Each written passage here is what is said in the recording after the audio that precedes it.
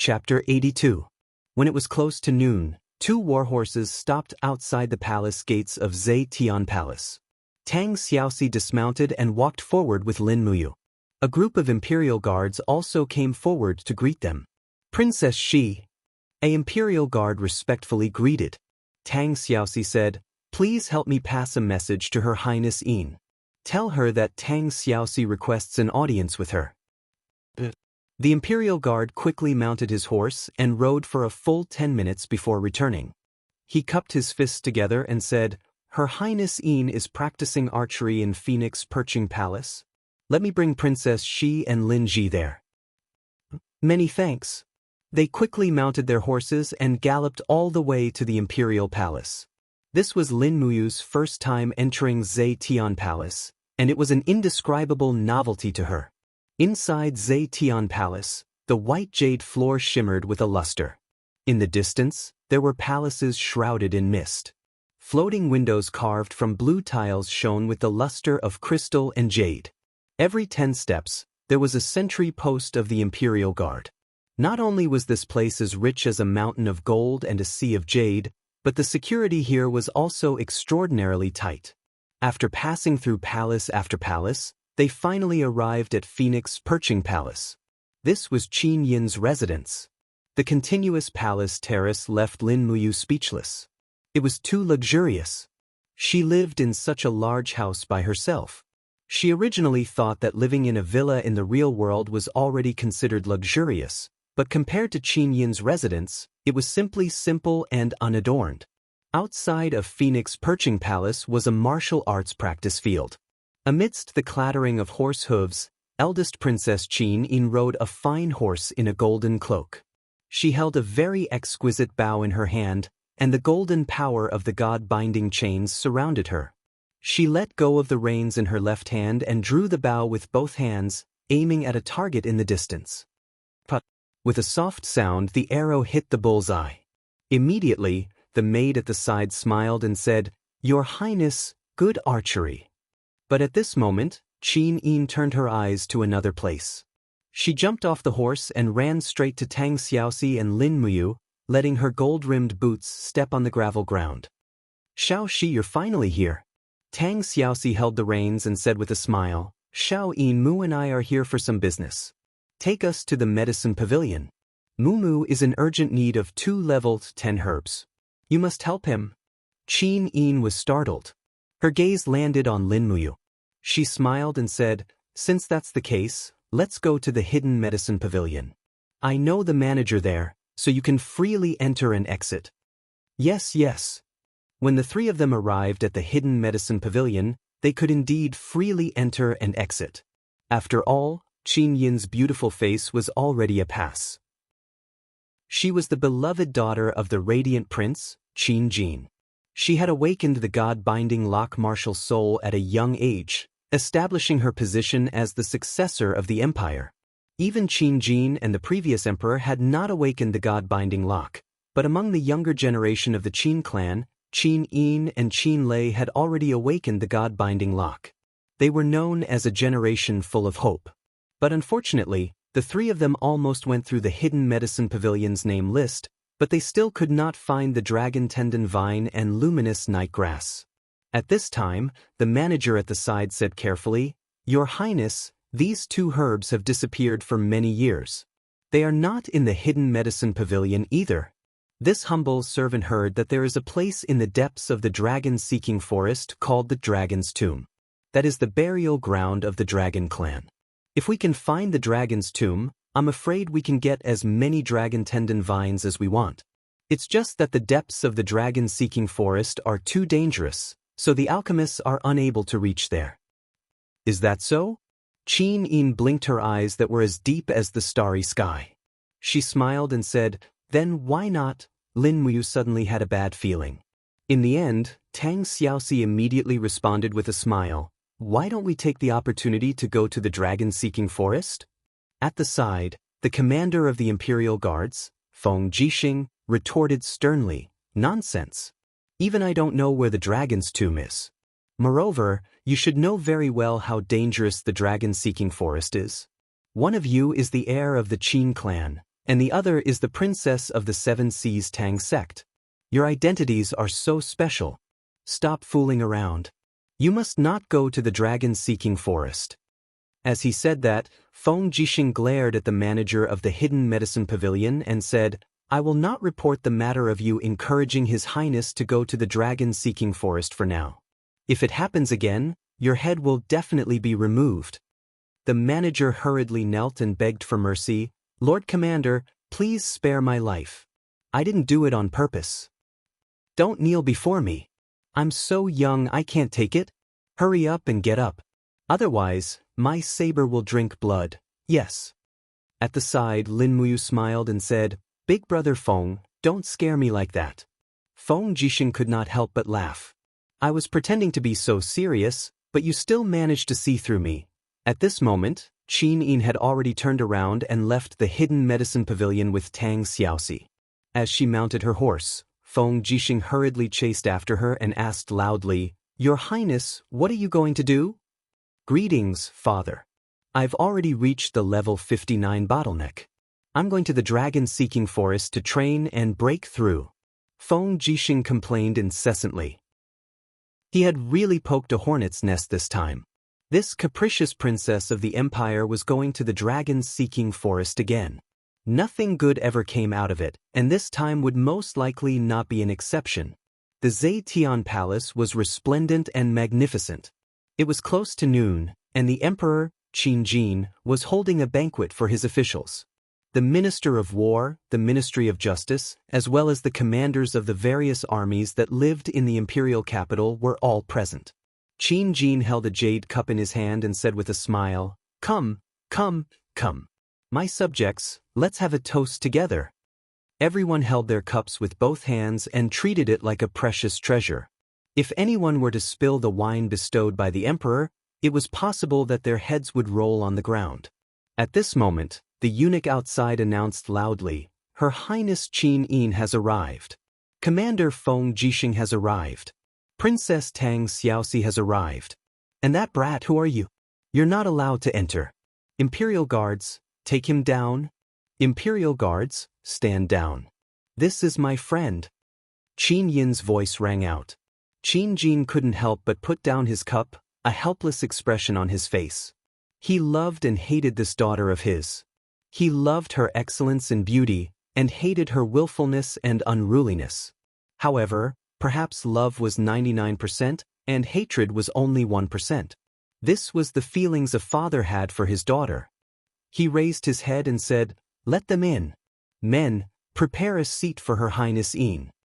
Qin Yin had already entered the palace wearing the cloak of the Qin clan. She smiled and said, Imperial Father. The clear and sweet voice immediately made Qin Jin lose the mood to even be angry. She said in an amused and annoyed tone, Xiao Yin, what's wrong with you now? You're already a 20-year-old lady. Shouldn't you learn to be more dignified? You're the heir of the clan. Feng Jixing, tell me, what is she trying to do? Feng Jixing cupped his fists and said respectfully, Your Majesty, Her Highness, she said that she wants to enter the dragon-seeking forest again to train and seek to break through to the heaven realm. This general thinks that this is inappropriate. The dragon-seeking forest is too dangerous. Qin Yin glanced at Feng Jixing, the general meaning of her gaze saying that he still had some conscience and didn't mention the matter of the dragon tomb. Otherwise, Imperial Father definitely wouldn't allow it. Oh, you're going to the dragon-seeking forest again? Qin Jin couldn't help but smile. It hasn't been too long since we went to the dragon-seeking forest. Xiao Yin, why do you want to go again? Qin Yin pouted and raised her palm. A golden chain coiled around her graceful body like a real dragon. She walked forward step by step and said with a smile, Imperial Father, look, your daughter's god-binding chains has already been cultivated to the limit of the 5th level. If I don't experience a battle to break through, I'm afraid I'll become a piece of trash. Nonsense, how can the god-binding chains be trash? Qin Jin's tone was a bit stricter, but when he saw Qin Yin's red eyes and aggrieved expression, his heart immediately softened. He said, Go then, but you can only go within the boundaries of the clan's hunting grounds. How can that be? Qin Yin raised her face to look at her father on the throne. The spirit beasts in the hunting grounds are too weak. Even if I kill them, they won't help me break through. Imperial Father, just allow me to enter the depths of the dragon-seeking forest to cultivate? You, Qin Jin sighed helplessly and asked, my subjects, Her Highness wants to enter the dragon-seeking forest to cultivate. Who do you think is the most suitable person to send to protect her? The minister stood up and said, Your Majesty, Lord Qin Lei, the son of King Yuning and the commander of the imperial army, is quite strong. Moreover, he grew up with Her Highness and can be considered to be childhood sweethearts. It is most suitable for him to lead an elite troop to escort Her Highness to cultivate. Qin Ji nodded. Do you have any other suggestions? Another minister stood up and said, Your Majesty, this humble subject suggests that the commander of the imperial army, Feng Jixing, also lead 1,000 elite cavalry from the imperial army to go with her. After all, Her Highness is the crown prince and the heir of the clan. Her safety must be guaranteed. It is a pity that only the 2 of the 6 white-robed imperial guards can be dispatched at any time. Lei Hong is in charge of the Divine Hall and can't split himself up. Chu Chu, on the other hand, has nothing better to do. Otherwise, it would be best for Lord Chu Chu to escort Her Highness. Qin Jin smiled slightly. Then it is decided. Commander Feng Jixing, you will lead 2,000 elite cavalry from the imperial army to escort the princess to the dragon-seeking forest. Qin Lei, you will lead 100 imperial guards to protect Her Highness at all times. Do you all understand? Feng Jixing and Qin Lei knelt on one knee and cupped their fists. As you command. In the afternoon, the people outside the Zetian Palace were shouting and the horses neighing. A total of over 2,000 troops set out together, heading straight for the dragon-seeking forest. Qin Yin was filled with helplessness. She had originally thought that she could train in the dragon-seeking forest with Tang Xiaoxi and Lin Muyu. She had never thought that it would soon become an attack by the entire army. However, she could not do anything about it. After all, as the heir of the clan, this might be the price to pay for being above the masses. Qin Lei and Feng Jixing wore the armor of the white-robed imperial guards and looked very spirited. They guarded Qin Yin on her left and right, while Tang Xiaoxi spurred her horse and walked side by side with Lin Muyu. In front of them, a group of light cavalry acted as sentries and left the city in a grandiose manner. Even Lin Muyu did not have the time to return to the Divine Hall to pack her luggage. However, as long as she had the Burning Prairie sword, she would not need anything else. After sunset, they entered the dragon-seeking forest. As they were still at the periphery of the dragon-seeking forest, everyone was more relaxed. However, the night sky was filled with stars and the sounds of the insects coming from the forest made them feel more relaxed and happy. Next to the white tent, Lin Muyu carried the Burning Prairie sword and stepped into the bushes. She looked around but did not see any luminous herbs. It was impossible for there to be luminous night grass at such a close distance to Lanyan City. Chapter 83. Deep into the night, a bolt of lightning broke the silence in the forest. Following that, heavy rain began to fall from the sky. It was not easy to have such heavy rain in late autumn. Lin Muyu put on her armor, opened a black umbrella, and walked out of the resting tent with the Burning Prairie sword in hand. Tang Xiaoxi and Qin Yin's tents were further away, guarded by Qin Lei and Feng Jixing.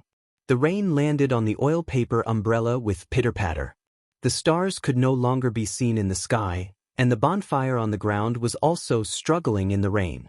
Many Imperial Army soldiers wanted to keep the bonfire alive, but they had no way to do so. It was a mess for a moment. Many people who were patrolling outside on horseback also quickly rushed over and hid in the tents. Lord Lin Ji. Not far away, an Imperial Army soldier smiled and asked, Why are you standing in the rain alone with an umbrella? Quick, come into the tent to hide from the rain. Otherwise, you might get sick if you get wet. Lin Ji shook his head and smiled, There's no need. Thank you. I'll take a look around. He was a Gold Star member of the Divine Sanctum. Even among these Imperial Army soldiers, he was already an influential figure. Moreover, he was familiar with Feng Jixing and Qin Lei. Therefore, Lin Muyu was rather free in the camp. The rain pitter-pattered and extinguished the last bonfire. As a result, the forest had already become dark. Clang. Drawing the burning prairie sword, he exhaled a small amount of vital energy from his palm and infused it into the sword. Immediately, streams of raging flames that could not be extinguished by the rain surrounded the sword, illuminating a small distance. He walked around the camp step by step. He had to ensure that there were no enemies in the surroundings. After all, it was because of him that Tang Xiaoxi and Qin Yin had come to the Dragon Forest. If anything were to happen to these two pearls of the Empire, he would definitely feel guilty for the rest of his life. The tent is leaking. Quick, find some wide leaves. It was unknown who shouted, but many of the Imperial Guards rushed into the forest to cut down the trees. At this moment, there was a sudden rustling sound from the right. Lin Muyu immediately turned around in alarm. Raising the burning prairie sword, she lit up the dark corner and shouted, "Who is it?" "I don't speak." In the darkness, a beautiful face peeled off the hood. It was none other than Qin Yin. However, she was wearing the armor of an Imperial Guard. Her lips curled up into a smile as she asked, "What's wrong, you? Do I look strange?" "Your Highness, why are you dressed like this?" "If I don't dress like this, how can I sneak away?" She giggled, her beauty unmatched. "Slip away? Hurry up, Xiao, she is waiting for us in front." Qin Yin once again lifted her cloak to cover her face. Her dark golden royal cloak was airtight. It seemed like it could also shelter her from the rain. Lin Muyu was confused. She had to hold the umbrella for her with one hand and the Liaoyuan sword with the other to light the way. Qin Yin raised her head and saw that Lin Muyu was drenched, but she was covering her head with an umbrella. Qin Yin couldn't help but smile warmly, but she didn't say anything. She knew that as the princess of the Empire, saying too much would only make her look pretentious. "You guys are so slow." Further ahead, beside a pile of shrubbery, Tang Xiaoxi's voice came. She was also wearing the armor of an Imperial Guard, which made her exquisite figure look a little funny. Furthermore, she was leading 3 fine horses. She said with a smile, "You guys are too slow. Next time don't let me steal horses. I was almost kicked by this fierce warhorse." Lin Muyu already knew what they wanted to do. She couldn't help but say, "Isn't it a little inappropriate for us to sneak away like this? Big brother Feng Jixing and big brother Qin Lei will definitely go crazy looking for you." "It's fine. I left a letter in the tent." Qin Yin smiled with dimples. "It's so dark, where are we going?" Lin Muyu asked. Qin Yin muttered to herself as she pondered. The mist formed by the autumn rain landed on her long eyelashes and quickly condensed into droplets of dew. They trembled and fell one after another, adding a sense of harmony to this beauty. However, she didn't notice it. She raised her head with a smile and said, "Let's head south and avoid the marching route of the large army. We'll take a detour into the depths of the dragon-seeking forest. Don't say anything else. Get on the horses and find a place to rest before dawn." Lin Muyu nodded. This was the only way. The 3 of them turned around and mounted their horses, heading straight south.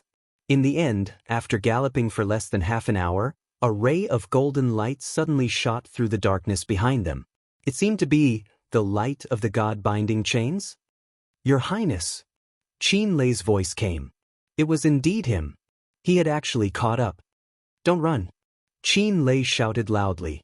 He suddenly raised the martial spirit in his hand and the god-binding chains broke through the earth with a ping ping ping sound, blocking in front of Qin Yin. However, Qin Yin wasn't someone who was easy to deal with. She lightly opened her snow-white palm and the same god-binding chains came out from her body, defeating Qin Lei's martial spirit one after another. She turned around and said with a smile, "Big brother Qin Lei, don't chase us anymore. Go back and wait for us. We'll be back in a few days." "No," Qin Lei said with no room for negotiation. "His Majesty sent me to protect you. I definitely can't leave even half a step." Qin Yin clenched her teeth. "You follow me every day. Don't you know how annoying it is? There's no freedom at all. Do you understand this kind of feeling? You big idiot." Qin Lei was an extremely simple and honest youth. He urged his horse forward and didn't open an umbrella, allowing the rain to fall on his body. He rubbed his head and said with a smile, "I can more or less understand this kind of feeling. However, Xiaoyin, you are too important to the empire. There can't be a single mishap. I can indulge you in everything, but this is the only thing I absolutely cannot give in to." As he spoke, Qin Lei raised his sword-like eyebrows and looked at Lin Muyu, saying, You brat should help me persuade her." Lin Muyu looked towards Qin Yin, but before he could say anything, Qin Yin blocked him with a sentence. If you treat me, Qin Yin, as a friend, then don't persuade me. I hate being stared at by a group of people all day. Tang Xiaoxi laughed lightly, taking pleasure in other people's misfortune. Lin Muyu rubbed his nose and said, "Your Highness, why don't we do this? Let big brother Qin Lei follow us alone. It'll be safer for the four of us to enter the depths of the dragon-seeking forest to train, right?" Yes, you is right." Qin Lei looked at Lin Muyu gratefully, then said, "I'll go with you all alone. I won't bring any men and horses. Your Highness, this should be fine, right?" Qin Yin's small and exquisite nose was slightly raised. She huffed angrily and said, "Then follow us, but you all have to listen to me along the way. You're not allowed to use Father Emperor to pressure me, or else you'll go back immediately." Qin Lei felt as if he'd been granted amnesty. All right, I'll definitely listen to you." Lin Muyu and Tang Xiaoxi looked at each other and smiled. In the end, the adventuring this time went from 3 people to 4 people. That was good too. Qin Lei's strength was the strongest among the 4. With him around, it would be a bit safer. Traveling 100 miles in the night, they encountered a few spirit beasts below 1,000 years old, but they were all easily taken care of by Lin Muyu and Qin Lei. Qin Lei had seen Lin Muyu's 4-elemental imperial sword at the last Eve festival banquet, so he admired this handsome youth very much. So even though there was a great disparity between their statuses, he was still very polite along the way.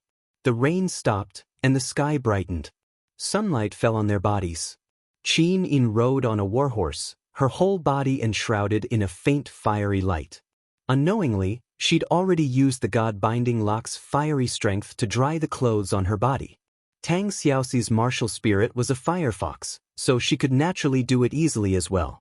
As for Lin Muyu and Qin Lei, it wasn't so troublesome. The fiery energy of their virgin bodies was enough to dry their clothes. The 3 took a roundabout route south, and after a day, they finally entered the depths of the dragon-seeking forest. In the afternoon, the lazy sunlight shone on every part of the forest. Qin Lei held a map scroll in his hand, looked at it carefully for a while, then said, "According to the records on the map, we still need to travel south for about 3 days, and we'll be able to reach the legendary dragon graveyard area. However, that place is a forbidden area, and the spirit beasts on the way are also quite strong. It's said that it's been a long time since anyone has entered that place alive." Tang Xiaoxi's fire fox martial spirit was jumping on her fragrant shoulder. She giggled and said, "It doesn't matter. We have a total of 4 people this time. Big brother Qin Lei is in the heaven realm, and the rest are all in the earth realm. However, as long as we meet a suitable spirit beast, Xiao Yin and Mu can both step into the heaven realm. At that time, our overall strength will be even stronger, and it won't matter even if we meet a spirit beast." Qin Lei nodded. Holding a war blade that flickered with lightning, he urged his horse to walk at the very front. This blade had quite a history. It was called the Thunder Split Blade, and it was said to be a mysterious grade treasured blade. Prince Yuning had gone through a lot of trouble to get his hands on it, and in the end he gave it to his eldest son, Qin Lei.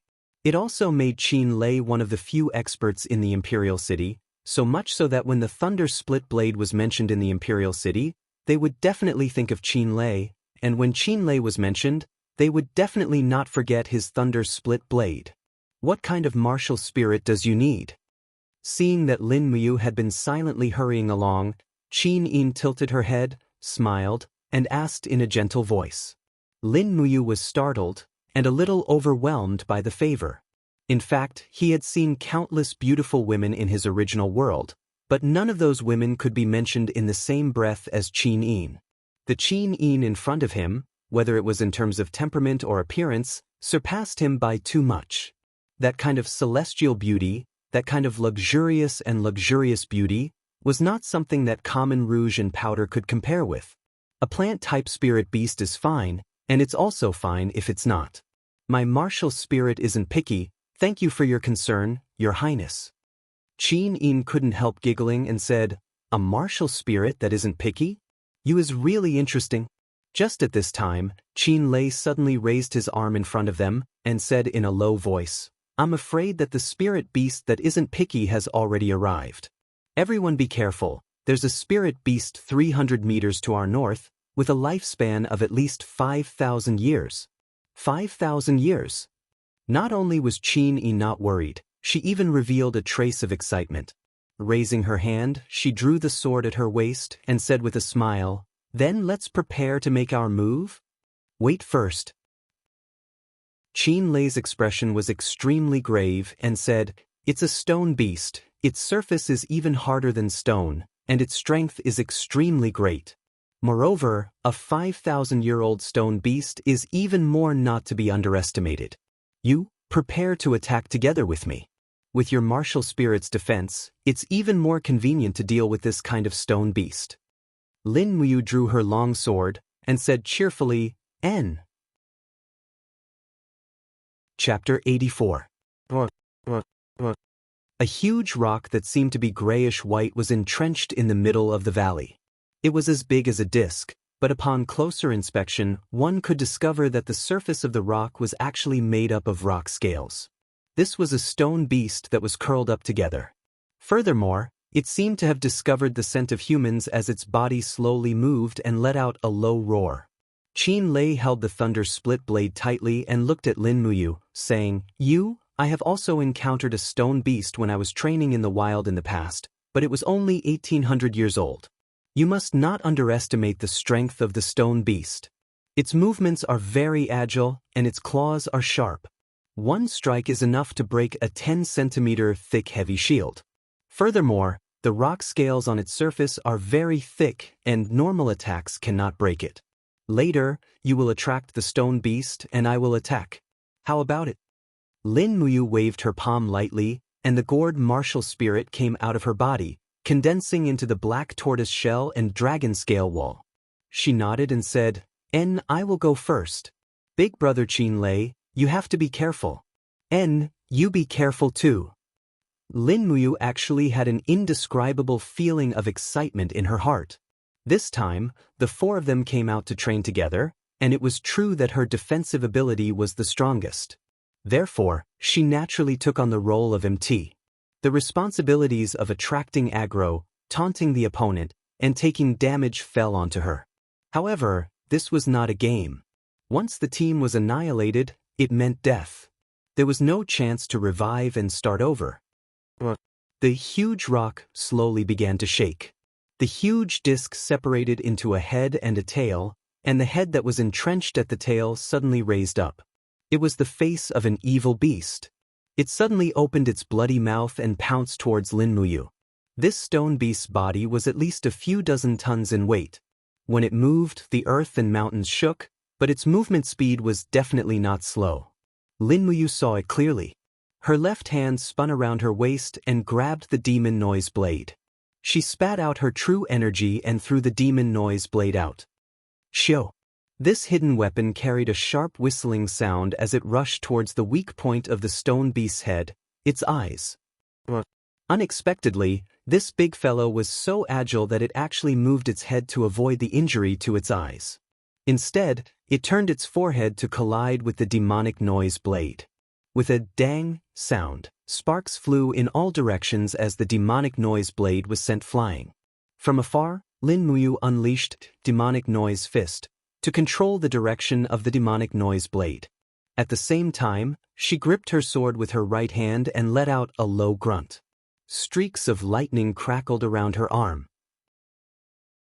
Just as the stone beast was about to pounce on her, she abruptly threw out the burning prairie sword. Thunderous frenzy.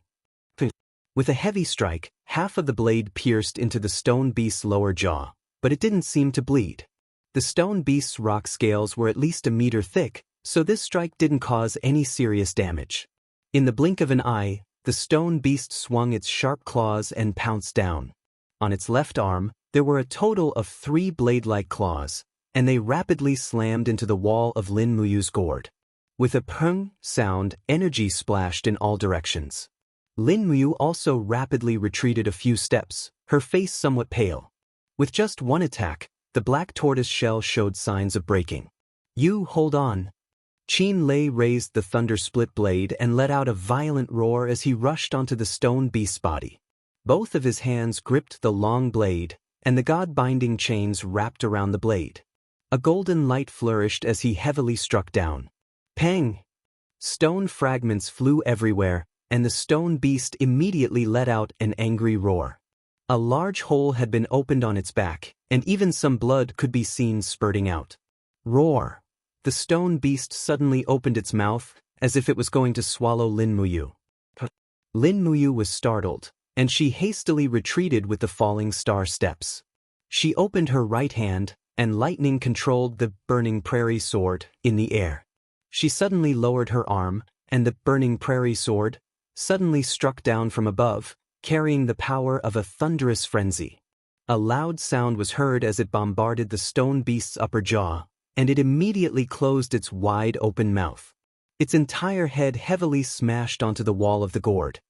Woo! Lin Muyu let out a miserable groan. The outermost layer of defense, the black tortoise shell, was finally broken. The blood and qi in her body surged, and she was unable to summon her true qi to condense the black tortoise shell again in a short period of time. She could only open her arm and spit out her true qi. The orange light of her martial spirit blossomed, and a gourd flower bloomed. Poochie! A mouthful of poisonous liquid fell onto the stone beast's forehead like an arrow, and rapidly penetrated and corroded it. However, the stone beast's skin was too thick, and there was nothing that could be done to it in a short period of time. Beautifully done, you!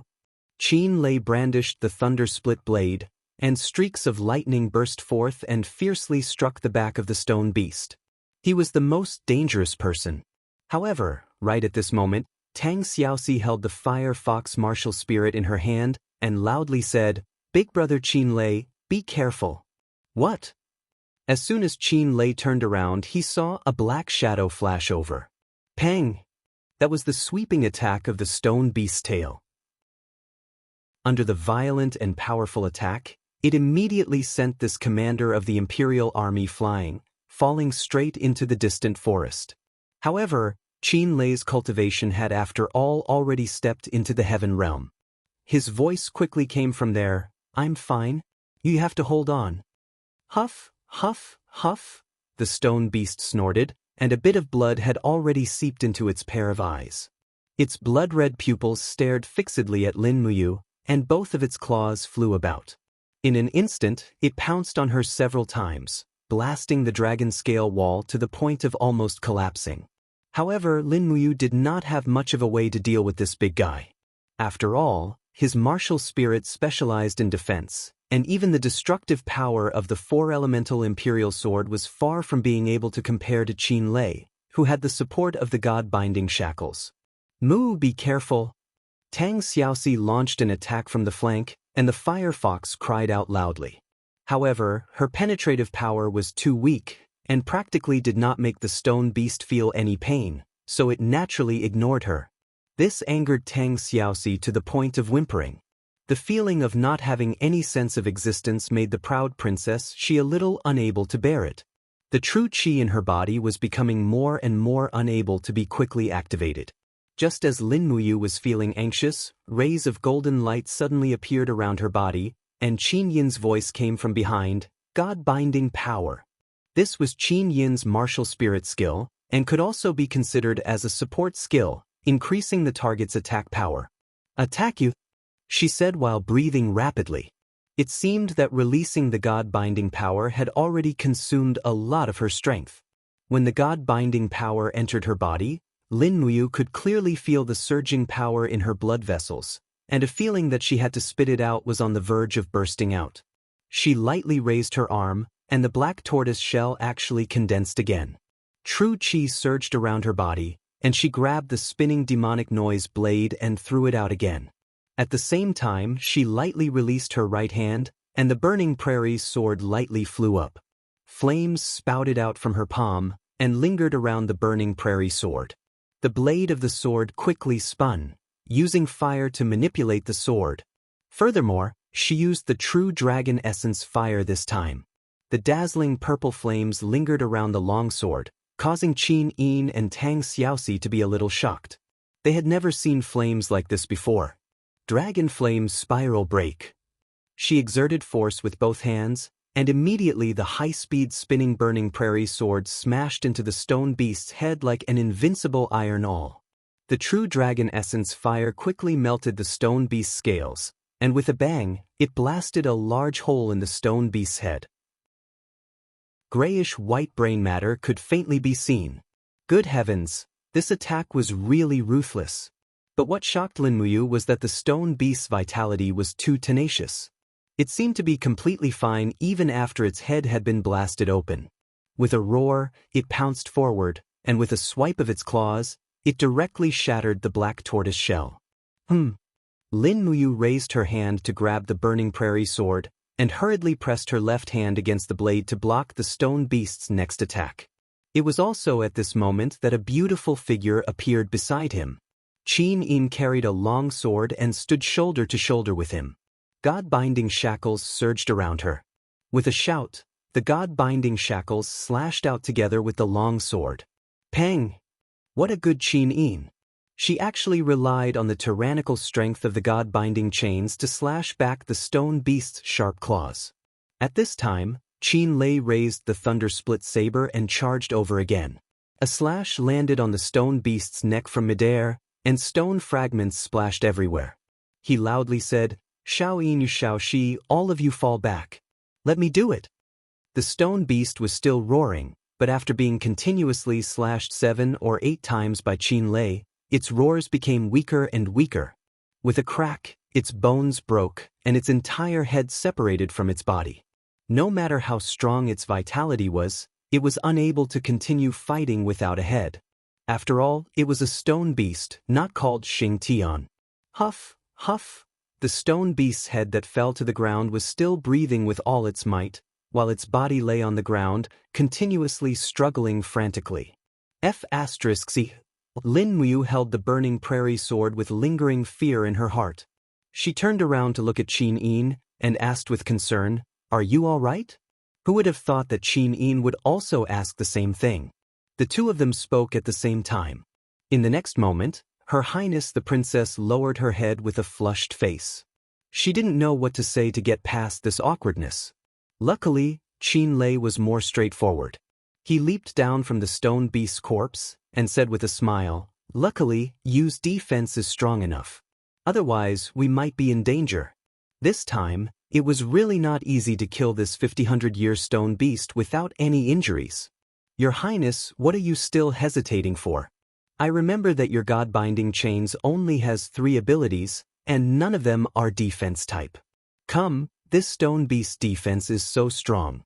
If you can absorb the stone beast's defense type ability, it will definitely greatly increase your individual strength." Tang Xiaoxi also said with a smile, "That's right. Shao Yin, hurry up and refine the beast spirit. Who knows, you might be able to successfully step into the heaven realm."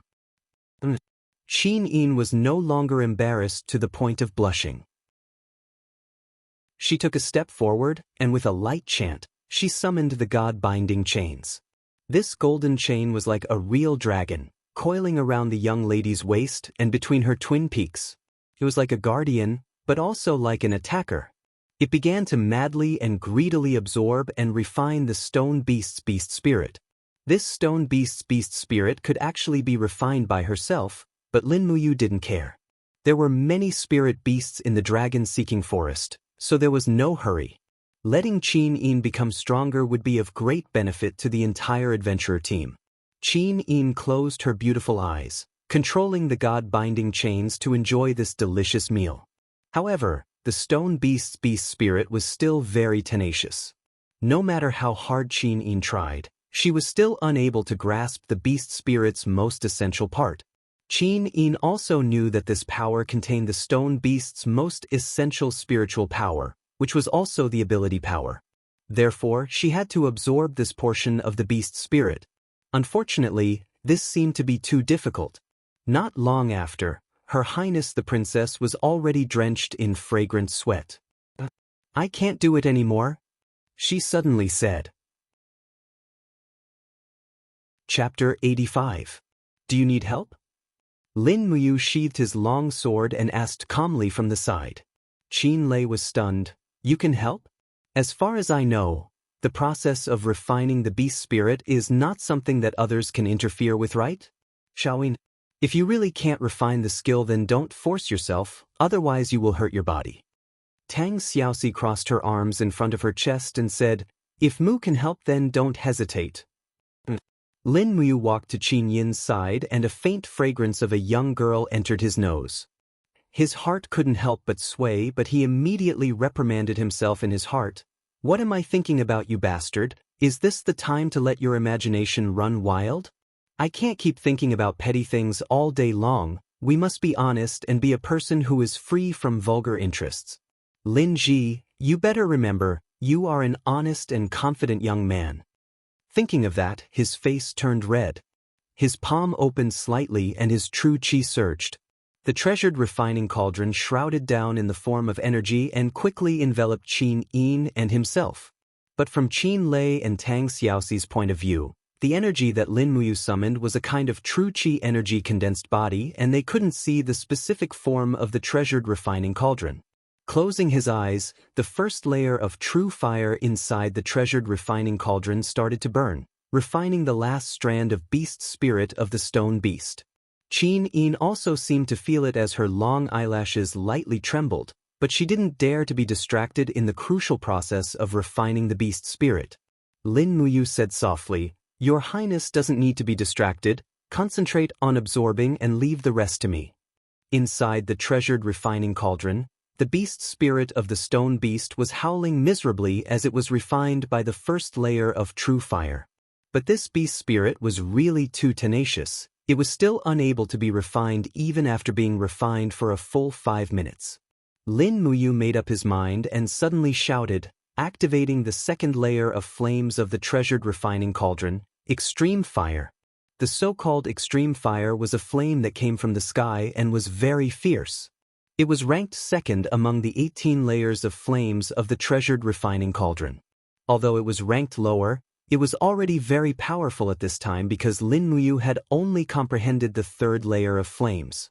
If the third layer of flames couldn't refine the beast spirit, then there was nothing he could do. Ao ao. Amidst the miserable howls, the extreme fire quickly devoured the beast spirit of the stone beast, refining it into bits and pieces of spiritual essence, which seeped into Qin Yin's body one by one and was absorbed by the princess. Lin Muyu heaved a sigh of relief and quickly removed the treasure refining cauldron. However, she noticed that both her and Qin Yin's bodies were emitting steam. It seemed like the temperature inside the treasure refining cauldron was not just for show. Qin Yin let out a breath. When she opened her eyes, Lin Muyu and Qin Lei were both stunned. At this time, the expression in Qin Yin's eyes was even more enchanting. Her gaze was deep and the strange expression was as beautiful as the shining stars. Moreover, her entire temperament seemed to have changed a little. It actually made Lin Muyu feel a kind of faint pressure. This was the sign of the great disparity between realms. Xiao Yin stepped into the heaven realm? Tang Xiaoxi asked with a light smile. Yes, Qin Yin smiled, raised her left hand and lightly exhaled. This time, what appeared was not true qi but pure white do qi. Once one stepped into the heaven realm, the aura in one's body would automatically change from true qi to do qi. This was a qualitative leap. In an instant, Qin Yin was extraordinarily happy. Her beautiful eyes looked deeply at Lin Muyu. "You? Thank you very much." Lin Muyu cupped his fists and smiled. "Serving your highness is my duty." After all, as a member of the temple, he was originally loyal to the imperial family. Although the little princess' attitude towards him was extremely good, Lin Muyu still maintained propriety. There was a difference in identity and status. Once he got carried away, then it might bring about a fatal disaster. This was also one of Lin Muyu's great characteristics. He could maintain wisdom and calmness at any time. Otherwise, it might be difficult for him to ascend to the martial god's throne in Conquest. Your Highness, have you refined the stone beast's skill? Qin Lei asked at the side. Qin Yin nodded lightly, then summoned the god-binding chain's martial soul. She lightly exhaled her do qi and immediately, stone scales appeared around the golden chains of the god-binding chains. This was a defensive skill. It could protect herself from harm. Qin Lei clapped his hands and said with a smile, "This time we did not come to the dragon forest in vain. Your Highness Yin, since you have already completed your training, why don't we return to Lanyan City as soon as possible? The dragon forest is too dangerous. Moreover, Commander Feng Jixing should still be at the edge of the dragon forest waiting for us to return. We have been out for a bit too long." However, Qin Yin frowned slightly, shook her head and said, "No, my real purpose for coming out this time is to help you find the dragon's tomb. If Brother Qin Lei is in a hurry, then go back first." Qin Lei was given the cold shoulder and couldn't help but stare blankly, but he didn't take it to heart. He smiled and said, "All right then, I promise to listen to you. This time I will listen to you. Let's go find the dragon's tomb together." "Yes, that's more like it." Qin Yin's anger turned into joy. The few of them rested for a bit and recovered their true qi and physical strength before continuing on their journey. Before dusk, they found a suitable place to rest in the dragon forest. It was a very dry cave, and the weeds in the cave were very dry. Furthermore, the original owner was a 1,200-year-old spiritual bear, which was killed by Qin Lei with one slash. The spirit stone was taken away by Lin Muyu. A spirit stone that was over 1,000 years old was very good to be used to forge weapons, so it shouldn't be wasted. Jin Xiaotang of the Imperial Merchant Guild probably still didn't know that he was good at forging weapons. Otherwise, it would have definitely caused a ruckus again. The Imperial Merchant Guild didn't lack anything. The only thing it lacked was high-grade weapons. Those nobles, officials, and sons of rich families would wait in the Merchant Guild every day, waiting for someone who lacked money to auction a suitable weapon. Actually, over there, spirit-grade weapons were already very popular, and mysterious-grade weapons were even more popular. If he could forge a saint-grade weapon, perhaps the entire Imperial Merchant Guild would change. Qin Lei took a blanket from the back of the horse, and after laying it on the ground, he said, "Your Highness, it's very tough for us in the wilderness, so this is the only way. You and Princess, she can sleep here tonight. You and I can sleep on the hay outside." Qin Yin smiled faintly. "Thank you for your hard work, Brother Qin Lei." "Oh right, where's you?" "He's outside. I don't know what he's doing." Qin Yin lifted the hem of her skirt and walked out of the cave lightly, only to see Lin Muyu holding the burning prairie sword and quietly inspecting the terrain outside. His brows were tightly knitted, and the white robe behind him swayed slightly in the wind. He was very handsome. In an instant, Qin Yin's heart fluttered, and her heartbeat seemed to quicken. Although Feng Jixing, Chu Huaying, and the others were all handsome men, this Lin Muyu in front of her seemed to have an extra special temperament compared to them. But what am I thinking? Qin Yin stamped her little boots and vented her anger at herself, feeling both ashamed and angry. This princess was really arrogant and pampered. Lin Muyu raised her head and saw Qin Yin standing under the mountain rock with a red face. She couldn't help but ask with a smile, "Your Highness, what's wrong?" Qin Yin was stunned, and her face became even redder. Nothing, nothing? You've been patrolling outside for so long, what are you inspecting?" "Oh, I suspect that there's a spirit beast that's older, and it's of the fire attribute." "Why do you say that?" "When I was training in the Seven Stars Forest with Chu and Xiao Shi, we also encountered this kind of terrain. Not a single blade of grass grew, and everything was withered. This means that there's a fire attribute spirit beast living nearby, and it's not young." "Ah." Qin Yin was stunned. Then why is the spiritual bear that we just killed still living here? Logically speaking, that fire-type spirit beast should have swallowed the spiritual bear long ago. That's hard to say. The corners of Lin Muyu's mouth curled up, and she smiled. Perhaps that fire attribute spirit beast is just raising the spiritual bear like a pig. I see. Then what should we do? Don't worry, I'll be careful. If this spirit beast really comes to find trouble with us, we'll just kill it. It just so happens that Xiaoxi is about to step into the third heaven of the earth realm, and she needs a suitable beast spirit of the fire attribute spirit beast. If it dares to come, I'll be more than happy. Late at night, Qin Yin and Tang Xiaoxi were sleeping in each other's arms. The two of them were exhausted after a day of traveling. Qin Lei was holding the thunder split blade, and his tiger eyes were wide open as he looked at the rock at the top of the cave, standing guard 3 meters away from the two girls. As the commander of the Imperial Army, Qin Lei's greatest responsibility was to protect the heir to the empire. However, when Qin Lei turned around to look, his gaze fell upon Qin Yin's bright and clean face, and there seemed to be another kind of indescribable emotion in his eyes. He sighed, and the hand that was holding the thunder split blade tightened a little. Outside the cave, a bonfire swayed in the night wind. The late autumn night was already very cold, especially after the autumn rain, as if it was going to be winter soon. Lin Muyu held the burning prairie sword in her arms, and looked at the swaying light of the fire, her clear eyes filled with melancholy. He wondered how his father was doing. Was his old man still in good health?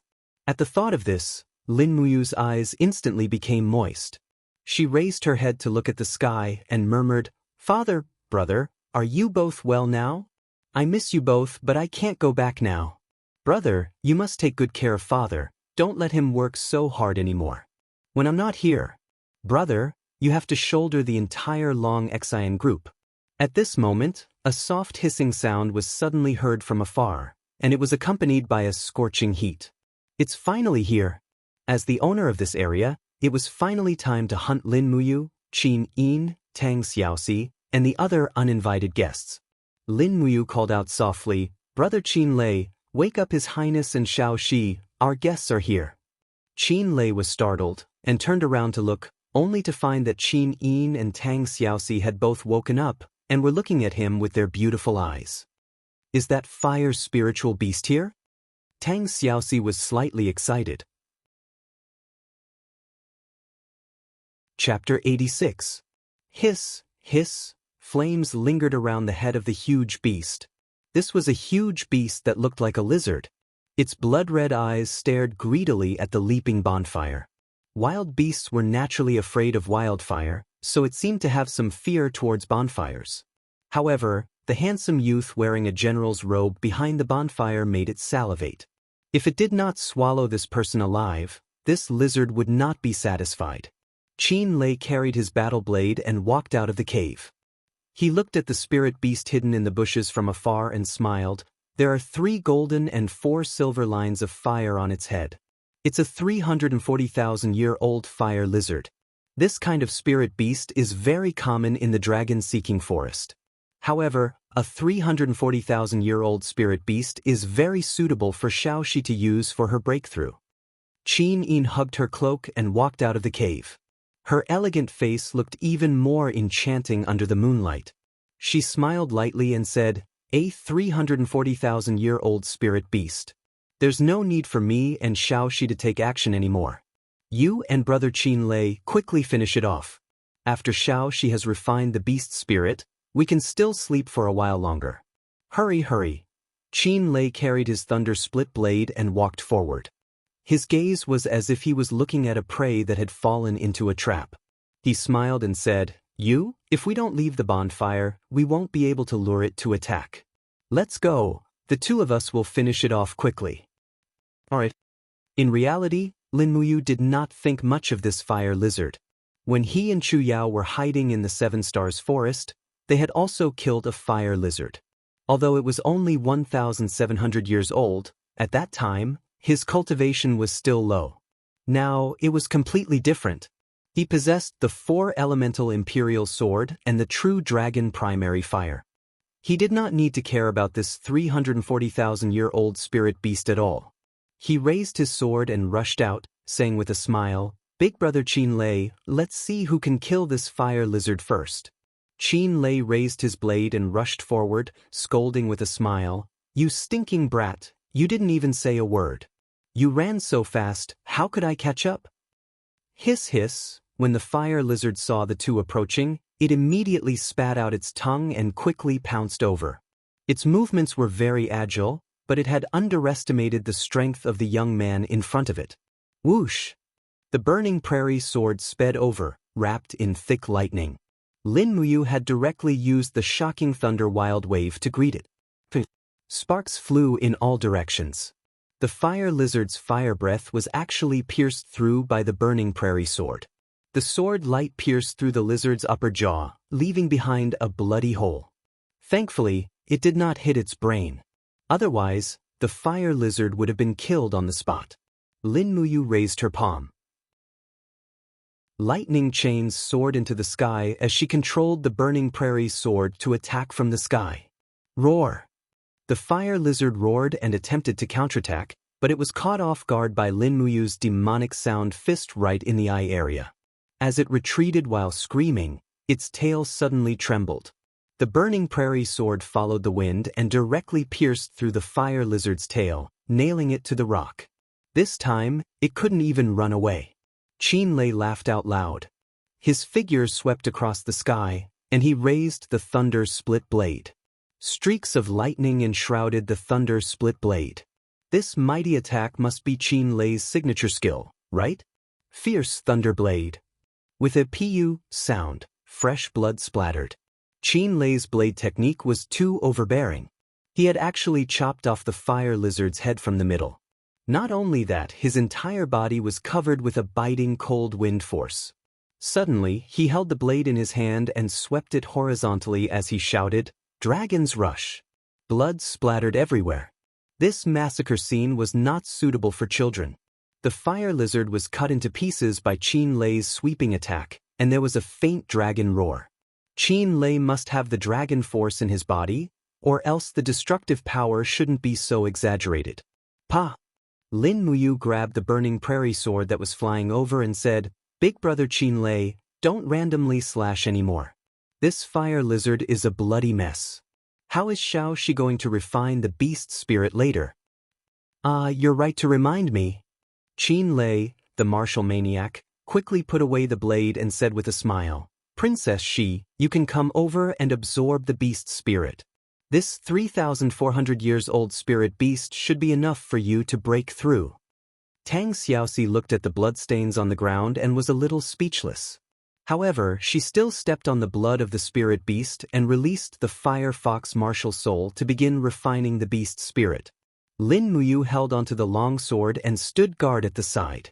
When Tang Xiaoxi reached the crucial moment, she released the artifact refining cauldron without saying a word. Immediately, flames rapidly revolved and enveloped the two of them.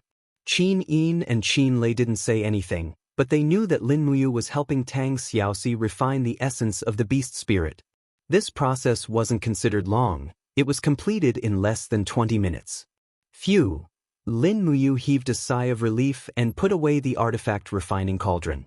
Her eyes emitted a bright light as she looked at the barren fertile land and said with a smile, "Xiao Shi has already refined this fire lizard skill." Qin Yin laughed lightly. "Really?" Tang Xiaoxi also opened her beautiful eyes. Her pair of beautiful eyes were sparkling as she said with a smile, "It's all thanks to Mu's help. I feel that his power is helping me control the fire lizard's essence.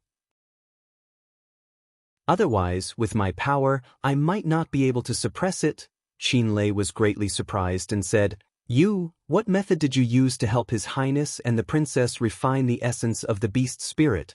According to what I know, when refining the beast spirit, the chances of absorbing the skill is not more than 30%. How did you do it?" Lin Muyu rubbed her nose and said with a smile, "Some secrets can only belong to me alone. Big brother Qin Lei, don't ask any more. In any case, I won't harm you guys in this lifetime." Qin Yin couldn't help but smile. "All right then. If you isn't willing to say, then we won't ask any more. Let's go back and continue to rest for a while. In another day, we'll roughly be able to enter the dragon's tomb's domain. There are more and more spirit beasts in the surroundings. We have to be a bit more careful." Lin Muyu nodded. After the few of them had fallen asleep, he still hugged the burning prairie sword and stared blankly at the sky. The Milky Way was brilliant. Everyone said that one of the stars belonged to you. However, which star belonged to him? This piece of land was called the Shattered Cauldron Realm. The only human empire was called the Qin Empire. It was controlled by a group of people from the Qin family who possessed the bloodline of the true dragon. And what was the meaning of him coming here? But after experiencing so much, would he really not have any comprehension? Those nights, when he woke up from his nightmares, what was it for? He thought of Xiang, the woman who chose to die to protect him. Was she weak? No, she was actually very brave. He thought of Chu Feng. He spent his entire life protecting Chu Yao, but in the end he died unjustly in the hands of vile people. Was he stupid? No, he was actually very persistent. He thought of Little Beansprout and Qin Xiling. These weak people were all fighting for their lives. Were they pitiful? No, they had already done their best. He thought of Zhang Wei. This unyielding man had now become a cripple. He thought of Tang Xiaoxi. The kind and pure Xiao, she had completely disregarded all dangers for him. He thought of Qin Yin. This beautiful princess trusted and relied on him. He thought of Feng Jixing, Qin Lei, and Chu Huaying. It seemed that unknowingly he had already found a reason to continue fighting in this world. At the break of dawn, a golden ray of light fell on Lin Muyu's face. It was unknown when he had fallen asleep, but he still held the prairie fire sword in his hands. His head was slightly tilted outwards, maintaining a vigilant posture. But in the end, he still fell asleep. Qin Yin carefully held the sword and knelt beside Lin Muyu. She tilted her head and looked at his sleeping face. She seemed to be interested, but she couldn't bear to wake him up. She knew that Lin Muyu actually didn't sleep for too long. He only slept after dawn. Even Qin Lei was snoring, but he didn't. He was awake the whole night. The late autumn morning was very cold. Tang Xiaoxi tightened her cloak and raised her head with a smile. Qin Yin made a gesture to lower her voice. She laughed softly and said, "Be quiet. Let him sleep a while more." Tang Xiaoxi smiled slightly. She opened her bag and found some cooked meat. Then she carefully raised her hand and used the power of her Fire Fox martial spirit to reignite the bonfire. As she boiled water on the iron pot, she also sliced the cooked meat and threw it in. They couldn't eat good food in the wilderness, but to be able to drink a pot of boiling meat soup was already a kind of enjoyment. Accompanied by the zhi sound of boiling water, the aroma of meat filled the air. Lin Muyu couldn't help but sniff. His stomach was empty, and he was very hungry. But when he opened his eyes, he found Qin Yin looking at him with a smile. He immediately blushed and said, "Your Highness, are there bugs on my face?" "No." Qin Yin's face turned red. "You, get up and eat." Even though he only slept for a short while, Lin Muyu already felt the true energy in his veins fill up again. He had already returned to his peak state and could face any challenge. Tang Xiaoxi scooped a bowl of meat soup and gave it to him. After eating the soup and meat, he still felt that it wasn't enough, so he ate another bowl. This made Tang Xiaoxi and Qin Yin a bit embarrassed. They wanted him to eat more, but Lin Muyu and Qin Lei were both big eaters. In the end, the princess and the princess only ate half a bowl each. "Why don't you eat more?" Lin Muyu asked. "Could it be that you want to slim down?" Qin Yin didn't quite understand what slimming meant, so she said, "The women of the empire usually insist on eating only 50% full. That way they can maintain their beauty. The maids in the palace taught me this since I was young." Lin Muyu sniffled, thinking that Qin Yin's words were enough to shame many of the foodies in modern society. On the side, Qin Lei ate and drank to his heart's content.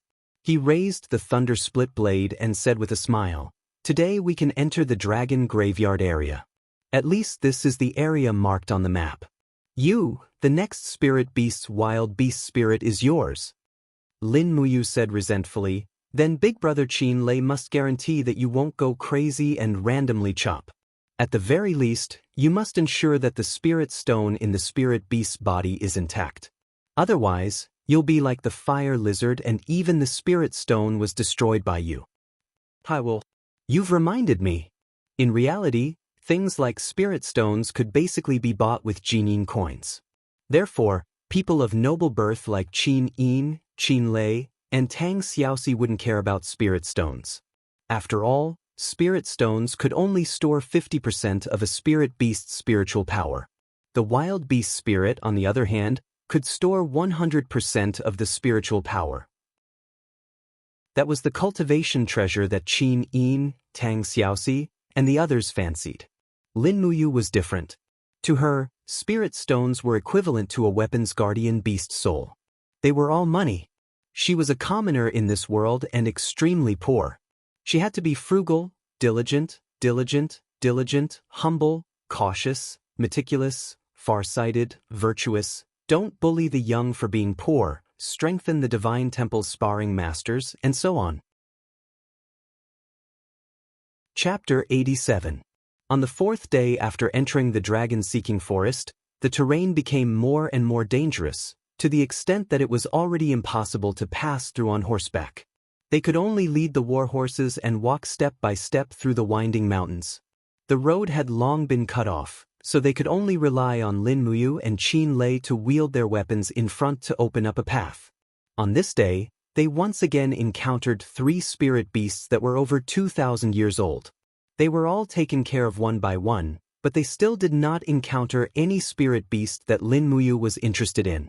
Since they wanted to step into the heaven realm, then they must have a spirit beast with a long lifespan as a sacrifice. The surrounding plants became fewer and fewer. In the blink of an eye, the forest in front was already bare. A formless aura of death enveloped the surroundings. Qin Lei could not help but frown. We seem to have already entered the dragon's tomb area. This strong aura of death is enough to make normal people unable to survive. Really? Everyone wait a moment. Lin Muyu suddenly stopped everyone, then took out a few small bottles of medicine and said, "Everyone drink 1 bottle." "What is this?" Qin Yin asked curiously as she held the medicine. "Concentration powder." Lin Muyu smiled and said, "To be more specific, it is a first-grade concentration powder, a level 6 medicine. It can keep our minds clear, making us immune to all poisons. The aura of death in the dragon's tomb should also not be able to infect our bodies. Concentration powder is only a type of resistance medicine. It must be consumed before the poison takes effect. The effect can last for 3 days. It is up to you whether you want to drink it or not." As he spoke, he raised his head and drank a bottle of concentration powder. Tang Xiaoxi smiled and drank it as well. Qin Yin pulled out the cork and sniffed it. There was a fresh smell and she drank it in 1 gulp as well. Qin Lei was the last person to drink it. As the commander of the imperial army, he had to be on guard. Although he was already quite familiar with Lin Muyu, he still had to be on guard.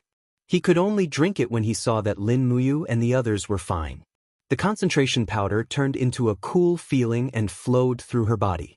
Qin Yin could not help but smile in surprise, as expected of a first-grade medicine.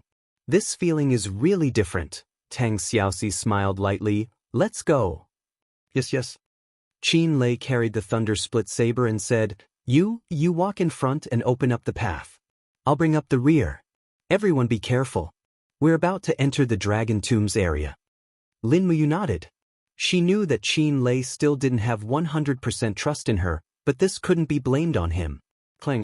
He unsheathed the burning prairie sword and slowly exhaled his true qi. Immediately, the blade of the sword turned red. He urged his horse forward slowly, following the path of the canyon and entering the range of the dragon's tomb. Looking up, he saw that the cliff was extremely steep, forming a thin line above his head. There was even the cawing of crows, making him feel uneasy. On the ground, he could even see pieces of white bones. They were not dragon bones, but human bones. Someone had been here before, and they were already dead. Qin Yin held onto her treasured sword and carefully looked around. Her pair of beautiful eyes were filled with vigilance. The cold wind blew, causing the gold-trimmed dark blue cloak behind her to slowly flutter. Tang Xiaoxi followed closely behind Qin Yin. The firefox was already squatting on her shoulder, ready to attack at any time. Meanwhile, Qin Lei was at the back. Golden iron chains appeared around the thunder-split saber, and the god-binding chains were ready to be unleashed at any time. Smoke lingered in front of them. Very soon, the warhorse let out a neigh and became weak and powerless. It was already unable to bear the weight of its rider. Lin Muyu hurriedly got off the horse and said, "We can't go on. The miasma here is too heavy. The warhorse can't go in. Let's just tie it here. We'll go in." Qin Yin and the others nodded. They got off their horses one by one and walked forward on foot. After walking to the end of the canyon, there was a completely different scene inside. There wasn't much of a deathly aura within the dragon's tomb. Instead, it was full of spring, and hundreds of flowers were in full bloom. A clear river flowed from the canyon, and the roars of wild beasts could be heard from afar. It formed a stark contrast with the deathly aura outside. However, there was one thing that hadn't changed. They could still see piles of bones along the way. Just what kind of thing killed these people? Tang Xiaoxi was a bit flabbergasted. She opened her right hand, and the fiery red ropes that lingered around her wrist loosened one by one. In the blink of an eye, it became a long whip with flames lingering around it. This was Tang Xiaoxi's weapon, the smelting flame whip. It was the treasure passed down from her grandfather, Duke Songlon. Lin Muyu looked at it silently for a while. She pointed at the skull of a skeleton and said, "His skull has been pierced through, but it doesn't look like it was pierced by a sword or a spear. The wound is too small. It's not even as thick as a finger." Then what could it be? Qin Lei was a bit speechless. "Let's continue walking. Everyone be careful." With a wung sound, Lin Muyu summoned the martial spirit gourd. With a bit of force, the black tortoise shell and dragon scale wall were both successfully activated. She carried the burning prairie sword and walked at the very front. All of a sudden, a so-so sound came from the ground. A black vine disappeared in a flash, as if it had never appeared before. What was that? Lin Muyu quickly rushed over and directly used the imperial sword technique from afar. The long sword blasted open the ground with a pung sound. The soil and grass flew up, but the vine was nowhere to be seen. "To the right, be careful!" Qin Lei shouted loudly. A vine pierced over with a sound. It was like an arrow that left the bough and went straight for Qin Yin's face. There really was something, and it was of the plant type. Pang! Qin Lei went berserk. The thunder-split blade fell down like lightning and chopped the vine into pieces. He extended his hand and pointed to the south and said, "This spirit beast's main body is over there. You go over." Lin Muyu did not care so much. The enemy was in the light, and she was in the dark. This was the worst situation. Tang Xiaoxi was exceptionally smart. She did not need anyone to say anything and immediately used the Firefox's skill attack. With a huang sound, a flame rushed out and burned all the bushes in front of her into ashes. Lin Muyu quickly passed by, and with a raise of her finger, she controlled the long sword in the air to sweep across the ground. The sword chi strangled through, and all the remaining bushes were turned into dust. Behind the bushes, the main body of the sneak attacker was finally seen. It was impressively a big black tree. Furthermore, the trunk and branches of this tree were all twisting. Every branch was like an arm, and when it twisted, it made people's hair stand on end. Qin Yin could not help but squint her beautiful eyes and said, "What the hell is this?" Qin Lei was experienced and knowledgeable. He felt a chill in his heart and said, "It's the Forbidden Mother Tree. Furthermore, it's the Forbidden Mother Tree from 700 years ago. Be careful, this kind of Forbidden Mother Tree's arms can extend and retract, and its attack power is shocking. Furthermore, the Forbidden Mother Tree only appears in places where there are few people. Its name comes from the Forbidden Mother in the legends. It has countless arms, and it is very terrifying. Everyone be careful. Let's go." Lin Muyu was already rushing forward, and the wall of the calabash formed a perfect shield to protect him. The Forbidden Mother Tree's hundreds of arms turned into thorny vines that rammed into the mystic tortoise shell. They shattered inch by inch, and it also caused his blood and chi to churn, and he was almost injured. As he rushed forward, he opened his hands, and flames lingered around his arms. He used the fire sword to control the prairie fire sword, and it turned into beams of sword chi that killed around the forbidden mother tree. Kacha, one after another, the forbidden mother tree's arms were cut off, and green juice splashed out. Qin Lei also attacked. The thunder-split blade turned into streaks of lightning that wreaked havoc around the forbidden mother tree. The true dragon essence fire surged in his palm, and he controlled the sword through the air. The prairie fire sword instantly spun at high speed, dragon flames spiral break. Pang! The spiral impact from the outside directly scattered the vines. He leaped out and held the longsword. With a violent shout, he roared in his heart, "7 luminaries profound energy, come out." This was the first time he called out the 7 luminaries profound energy on his own. Immediately, a vigorous force surged in his Ihai, but there seemed to be another kind of power that was restraining the 7 luminaries profound energy, not allowing him to call it out forcefully. But this couldn't stop him. Lin Muyu quickly took out the artifact refining cauldron, and launched the earth fire in the air to burn the power that was trying to resist him. He shouted in a low voice, "Do you still want to struggle? Bastard!" As the strength of the 7 luminaries' profound energy rapidly surged into his arm and poured into the longsword. Suddenly, a strike that changed the color of heaven and earth fell on the tree spirit from the sky, and the fiery light instantly engulfed everything, chaotic luminary plus true dragon primary fire. Chapter 88. Boom! The raging flames swallowed the tree trunk along with the tree spirit, turning it into a pile of burning ashes. The first level of the 7 planets' profound energy combined with the true dragon primordial fire indeed had unimaginable destructive power. Even Lin Muyu was shocked by the power of his attack. He was only a 3rd level Earth Realm cultivator, but the power of this attack was much stronger than the Heaven Realm's Qin Yin, Qin Lei, and the others. The moment the tree spirit turned into ashes, the entire forbidden mother tree also lost its life force. The fluffy tree suddenly collapsed, turning into a pile of soft dead matter, and the sap that symbolized life flowed. Qin Yin let out a miserable groan in the grass not far away. Lin Muyu rushed over and helped her up. "Your Highness, are you all right?" Qin Yin's shoulder was injured, and fresh blood soaked through her clothes. It was obvious that the attack from the vine was too strong, and Qin Yin didn't defend well. Quickly taking out a bottle of healing medicine and passing it to Tang Xiaoxi, Lin Muyu said, "Heal your highness, I'll go see big brother Qin Lei."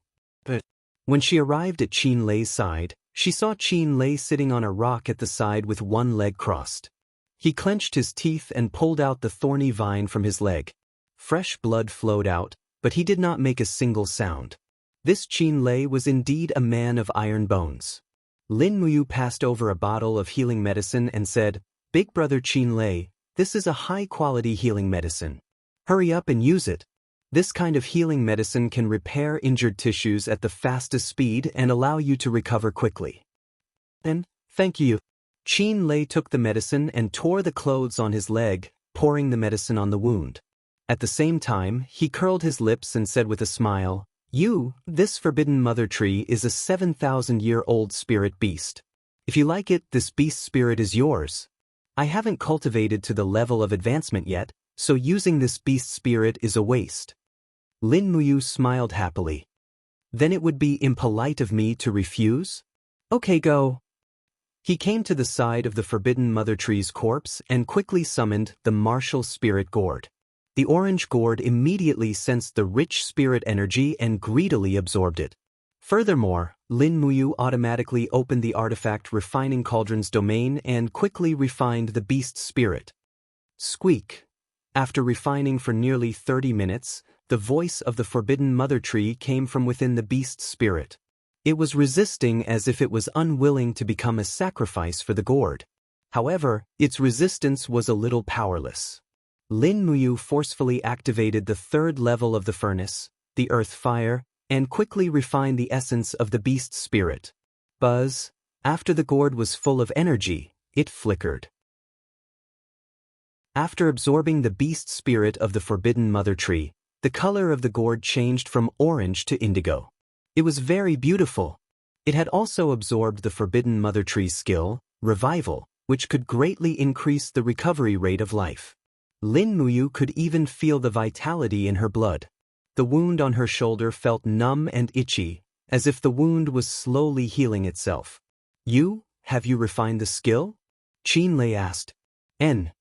He nodded his head. The Forbidden Mother Tree's skill seems to be Rebirth, and I refined it into Revival.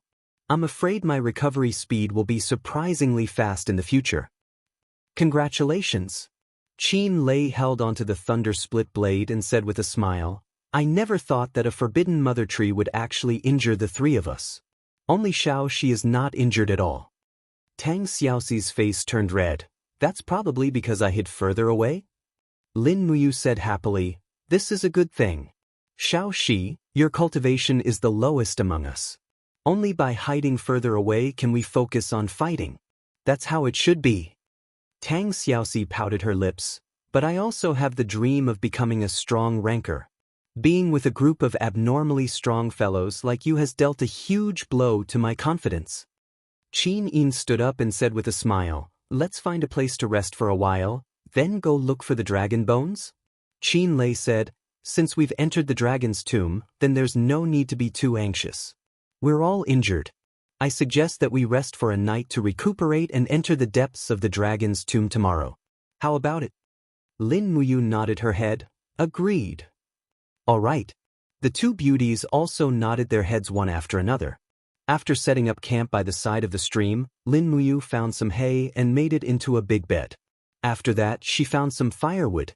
Tang Xiaoxi fetched some water to cook, while Qin Yin bandaged her own wounds and asked with a smile, your aura has already changed. Did you step into the heaven realm after refining the beast spirit? Lin Muyu suppressed the ecstasy at the bottom of her heart and lightly opened her palm. Immediately, she spat out milky white do qi instead of innate qi.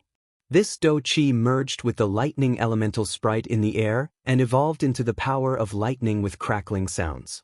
Furthermore, it was a power of lightning that was even stronger than before. After stepping into the heaven realm, the characteristics of his power had already changed. The result of innate qi turning into do qi was that the destructive power of the 4 elemental imperial swords and the true dragon primary fire had also increased by a large margin. How do you feel now? Qin Yin asked with a smile. Lin Muyu took a deep breath, raised her head to look at the starry sky and said, I have a feeling that I can already be considered as an expert now. Your Highness Yin, please don't laugh at me. However, Qin Yin couldn't help but burst into laughter and said, you have always been an expert. Moreover, you are a gold star sparring master of the sanctum. This kind of status in the empire has always been outstanding. Haven't you realized it yourself? Lin Muyu smiled and sat beside Qin Yin. Listening to the babbling of the stream, she said, Your Highness, how many experts do you think there are in this land? More than ours. Qin Yin was stunned. She looked at the vast forest in the distance with some fascination and said with a smile, I don't know about this, but as far as I know, there are only a few sanctuary-level experts. As for the god-level experts, it seems that there are only 2 of them in the entire continent. Moreover, they have been in seclusion for many years. Actually, there used to be quite a number of god-level and sanctuary-level experts on the continent. However, after a battle in Lingdong hundreds of years ago, these people seem to have all disappeared. Lin Muyu was surprised. Your Highness, can you tell me in detail? I don't know the specific situation at that time. These things can only be known from ancient books, and it is difficult to distinguish the truth from the falsehood. However, there used to be quite a number of god-level experts on the continent, such as my ancestor, Qin Yi, the founding emperor of the Qin Empire. He was a god-level expert who had cultivated to the pinnacle of cultivation. However, they all suddenly disappeared hundreds of years ago. No one knows where they went. The most widespread rumor is that they all ascended to the heavenly realm and went to another plane. As she said that, Qin Yin moved her red lips and smiled with great yearning. Actually, I am also looking forward to the day I can ascend to the heavenly realm and prove the heavenly Tao. Lin Muyu naturally didn't dare to say that Qin Yi had already died, but the shock in her heart was very strong. Could it be that Qin Yi had led hundreds of experts from the human world to chase after the 7 luminaries demon emperor hundreds of years ago, and in the end, when she transmigrated here, she coincidentally transmigrated to the 18 levels of purgatory and saw the scene of them and the 7 luminaries demon emperor both suffering great losses? Looking at Qin Yin's beautiful face under the moonlight, Lin Muyu couldn't bear to tell her that these god-level experts were all dead, so she grinned and said, I also look up to Xiaoyao who went to the heavenly realm. That's right. Qin Yin said with a smile. It's just that we have to live in the present. What I have to do is to inherit the empire, and what you have to do is to cultivate hard and become a great expert to protect the empire, right? That's right. After eating dinner and cultivating for a while, Qin Yin and Tang Xiaoxi went to bed early. As for Lin Muyu and Qin Lei, after discussing for a while, he would keep watch for the first half of the night, while Qin Lei would keep watch for the second half of the night. When it was the second half of the night, they laid down and could finally rest for a while. Closing their eyes, they quickly fell asleep. After an unknown period of time, a ruthless voice suddenly sounded beside their ears, "Stinking brat!" In the dream, a black figure appeared in the chaotic space. Lin Muyu stood under a ray of sunlight and reached out to pull out the burning prairie sword, but she realized that there was nothing beside her. The shadow in the darkness got closer and closer. She couldn't see its face, but Lin Muyu knew who it was, 7 luminaries demon emperor. You're just a ghost, what else do you want? Haha. The 7 luminaries demon emperor's expression was very sinister as he said angrily, Brat, you live in your body. Do you think you can steal my 7 luminaries' profound energy? Dream on. With that said, the 7 luminaries demon emperor rushed over crazily, holding countless stars in his hands, and shouted, Go to hell, 7 luminaries star transformation. But Lin Muyu suddenly woke up from the dream, only to realize that it was a dream, but it didn't seem to be a complete dream. It was too real. He could feel the irresistible sharpness of the 7 luminaries' star transformation. Morning, Moo. At the side, Tang Xiaoxi was cooking breakfast. She smiled and said, Eat more later, we'll try to find the dragon tendon vine in the morning. Qin Yin was more attentive and asked, Did you have a nightmare? I guess so.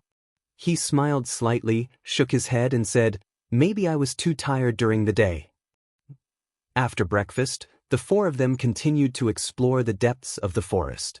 The beautiful fire fox scurried back and forth on Tang Xiaoxi's shoulder, looking around anxiously, occasionally letting out sharp whines. Tang Xiaoxi was a little surprised. What's wrong? The fire fox couldn't speak, so it continued to whine in a certain direction. Tang Xiaoxi squinted her beautiful eyes and smiled. I guess that the dragon bones we can find should be in that direction. Let's go.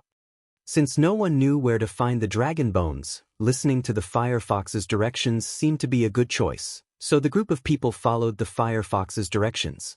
After traveling for a few hours, the moment they crossed a small hill, Tang Xiaoxi was instantly stunned. Wow, Lin Muyu took a few quick steps and also saw a shocking scene. In the huge valley, there was a long body lying down.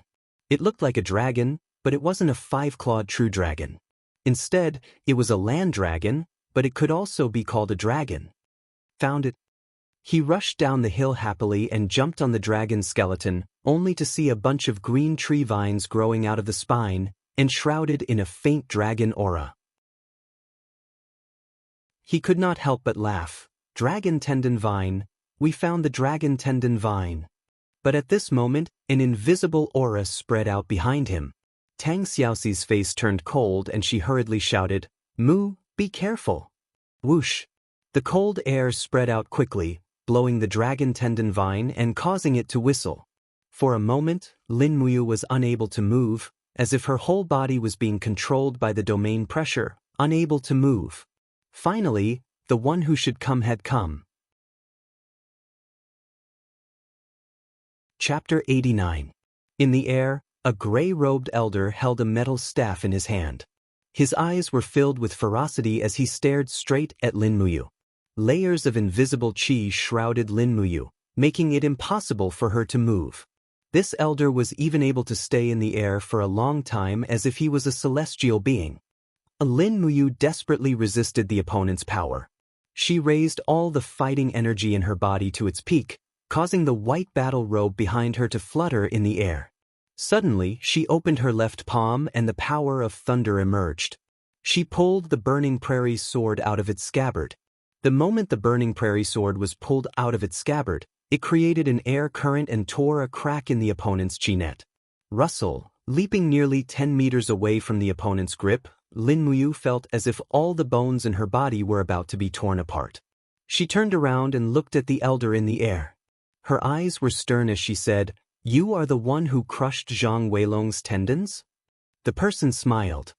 His eyes were full of calmness, as if the young man in front of him was already a dead man and would not pose any threat to him. "That's right, it's me. I am Ashen Crane. Greetings to your Highness Qin Yin, young prince and princess Shi." Qin Lei raised his head and looked at the sky. He tightened his grip on the thunder-split blade and said, "I've heard of your name, Senior Pale Crane. You're an ancestor of the Empire, but why did you hurt Zhang Wei? He is an instructor of the Divine Temple, a general of the Empire." Song Bai has sneered. The Divine Marquis is the imperial advisor and has made countless contributions in the Battle of Liaobei. If not for the Marquis's contributions, would the Qin family have the world today? Now that the world is at peace, a small Divine Temple instructor dares to offend the Divine Marquis residents. Is he bullying the Divine Marquis residents? I, Song Baihe, am indebted to the Marquis residents. Making an enemy of the Divine Marquis residents is making an enemy of me. Qin Yin was startled. She had already guessed most of it. She leaped onto the dragon bones and stood beside Lin Muyu. The cold wind blew and the family cloak behind her gently fluttered. "Then what is the purpose of Senior's visit today?" The Pale Crane threw his head back and laughed. "There are two people who have offended the Divine Marquis residents. One is Zhang Wei, and the other is this criminal Lin Muyu who has changed his name to Lin Ji. Today I will show my loyalty to the Empire. I will kill this criminal and bring his head back to Lanyan City. Your Highness, please step aside. Don't hinder this old man from killing this audacious brat." However, Qin Yin abruptly spread her arms, her beautiful face filled with determination. "Senior, you was wrongly accused for killing someone in Silver Fir City. I've already asked my royal father to pardon him, so there's no need for you to worry." "Really?" Song Baihe's expression turned cold as he sneered. "Your Highness, you're the only legitimate heir of the great Qin Empire, and you're also the future and hope of the clan. However, Princess Qin Yin accidentally dies in the depths of the dragon-seeking forest. Do you think anyone would know that I'm the one who did it? Her Highness Qin Yin and young Duke Qin Lei, the two heirs of the clan who have awakened the god-binding chains, both die in the dragon-seeking forest. Who has the highest chance to become the next emperor?" Lin Muyu felt a chill in her heart. She held the Burning Prairie sword horizontally in front of Qin Yin and growled, "Song Baihe, your target is me. Don't vent your anger on Her Highness Yin." Qin Yin's voice was very gentle. "You? Can't you see? The Pale Crane came here with no intention of letting any of us leave alive." Qin Lei gripped the thunder-splitting blade tightly, his eyes filled with anger. "Song Baihe, you despicable person. Do you know what you are doing? You are betraying the Empire." "So what if I betray the Empire?" Song Baihe sneered. "If the Qin family can do it, then so can others. What's the point of saying so much? None of you will live today." Buzz. As the other party was speaking, Lin Muyu's martial soul had already been activated. The Burning Prairie sword turned into a flash of lightning and attacked the Pale Crane's abdomen. This style was completed in the blink of an eye. It was shockingly fast. However, the other party was a sacred-level expert after all. Song Baihe raised his metal staff fearlessly and waved it suddenly. With a bang, the staff collided and actually forced the shocking Thunder Wild Wave's attack back. The Burning Prairie sword spun rapidly in the air and fell into the distance. "Go!" Lin Muyu roared angrily. She opened her left hand and produced streaks of lightning to absorb the Burning Prairie sword. Her right hand shook from her waist and took out 4 flying daggers. With a shwa shwa shwa sound, she threw them out continuously. They turned into streaks of cold light. At the same time, on the other side, Qin Lei raised the thunder-splitting blade that was flickering with lightning and attacked. A few golden god-binding chains wrapped around his body.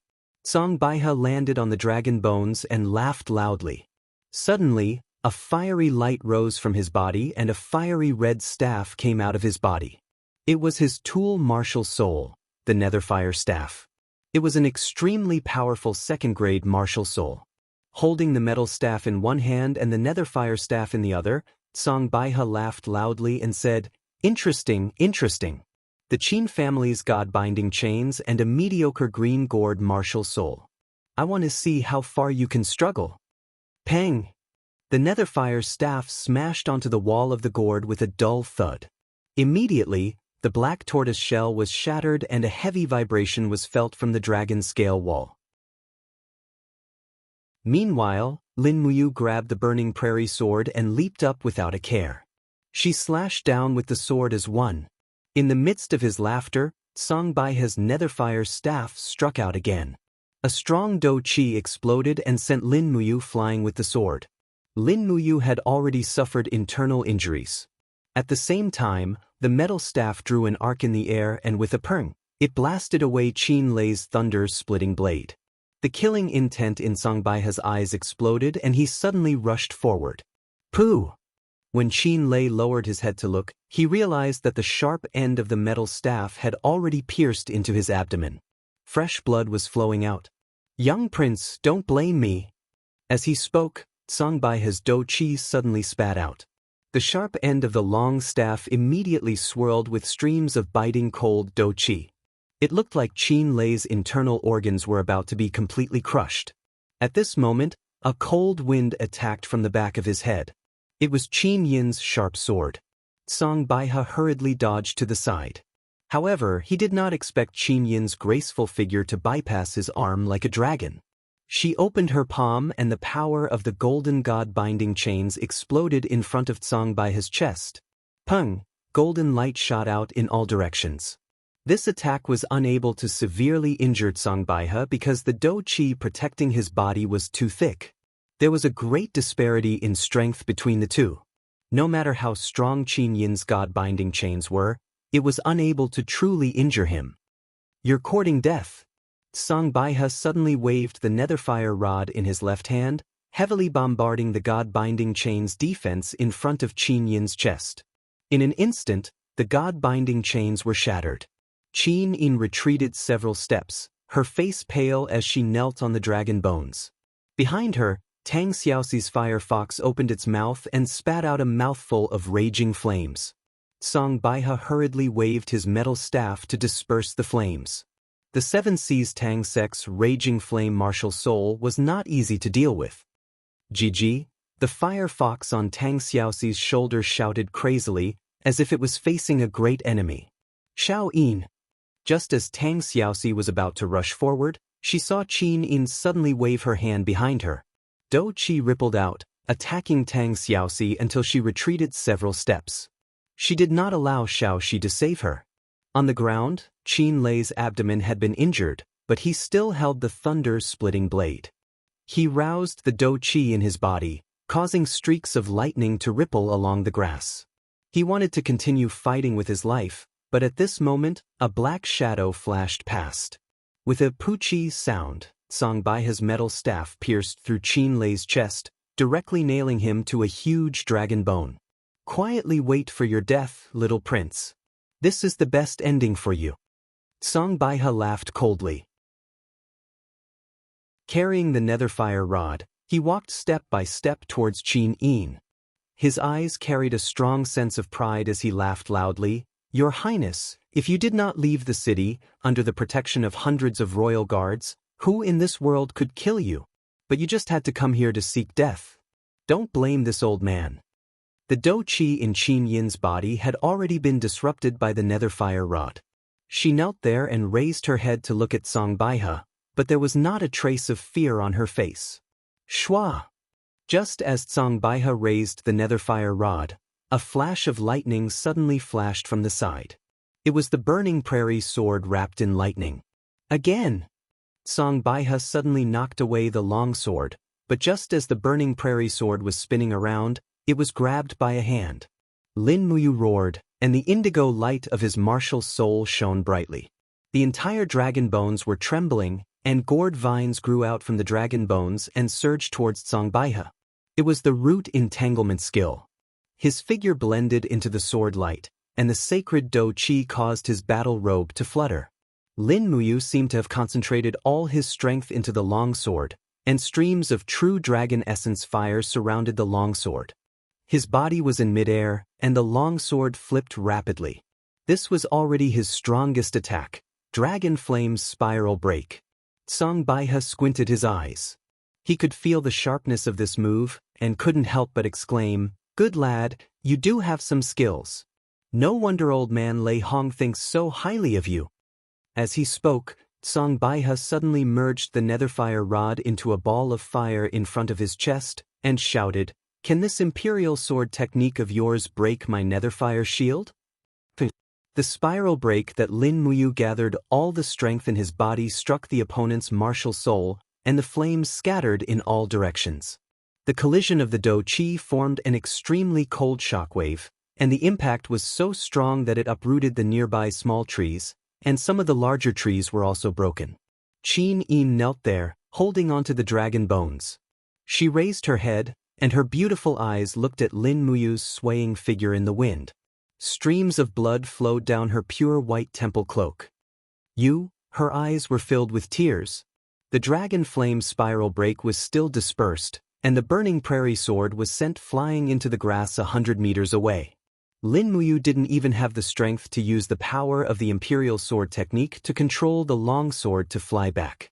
"Is this your limit?" Song Baihe sneered, and slowly walked forward.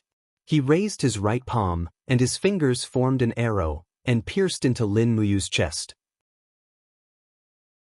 He laughed loudly, "I will let you die a worse death than Zhang Wei, ha, you stinking brat."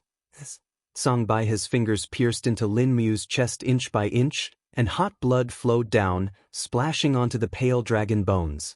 However, Lin Muyu still stood there, not moving an inch. "Why didn't you dodge?" Song Baihe sneered. Lin Muyu's eyes were clear, and because of the pain, her voice trembled slightly. "Her Highness came to the dragon tomb for me. If you must kill her, then kill me first. Don't let me see her die for me with my own eyes."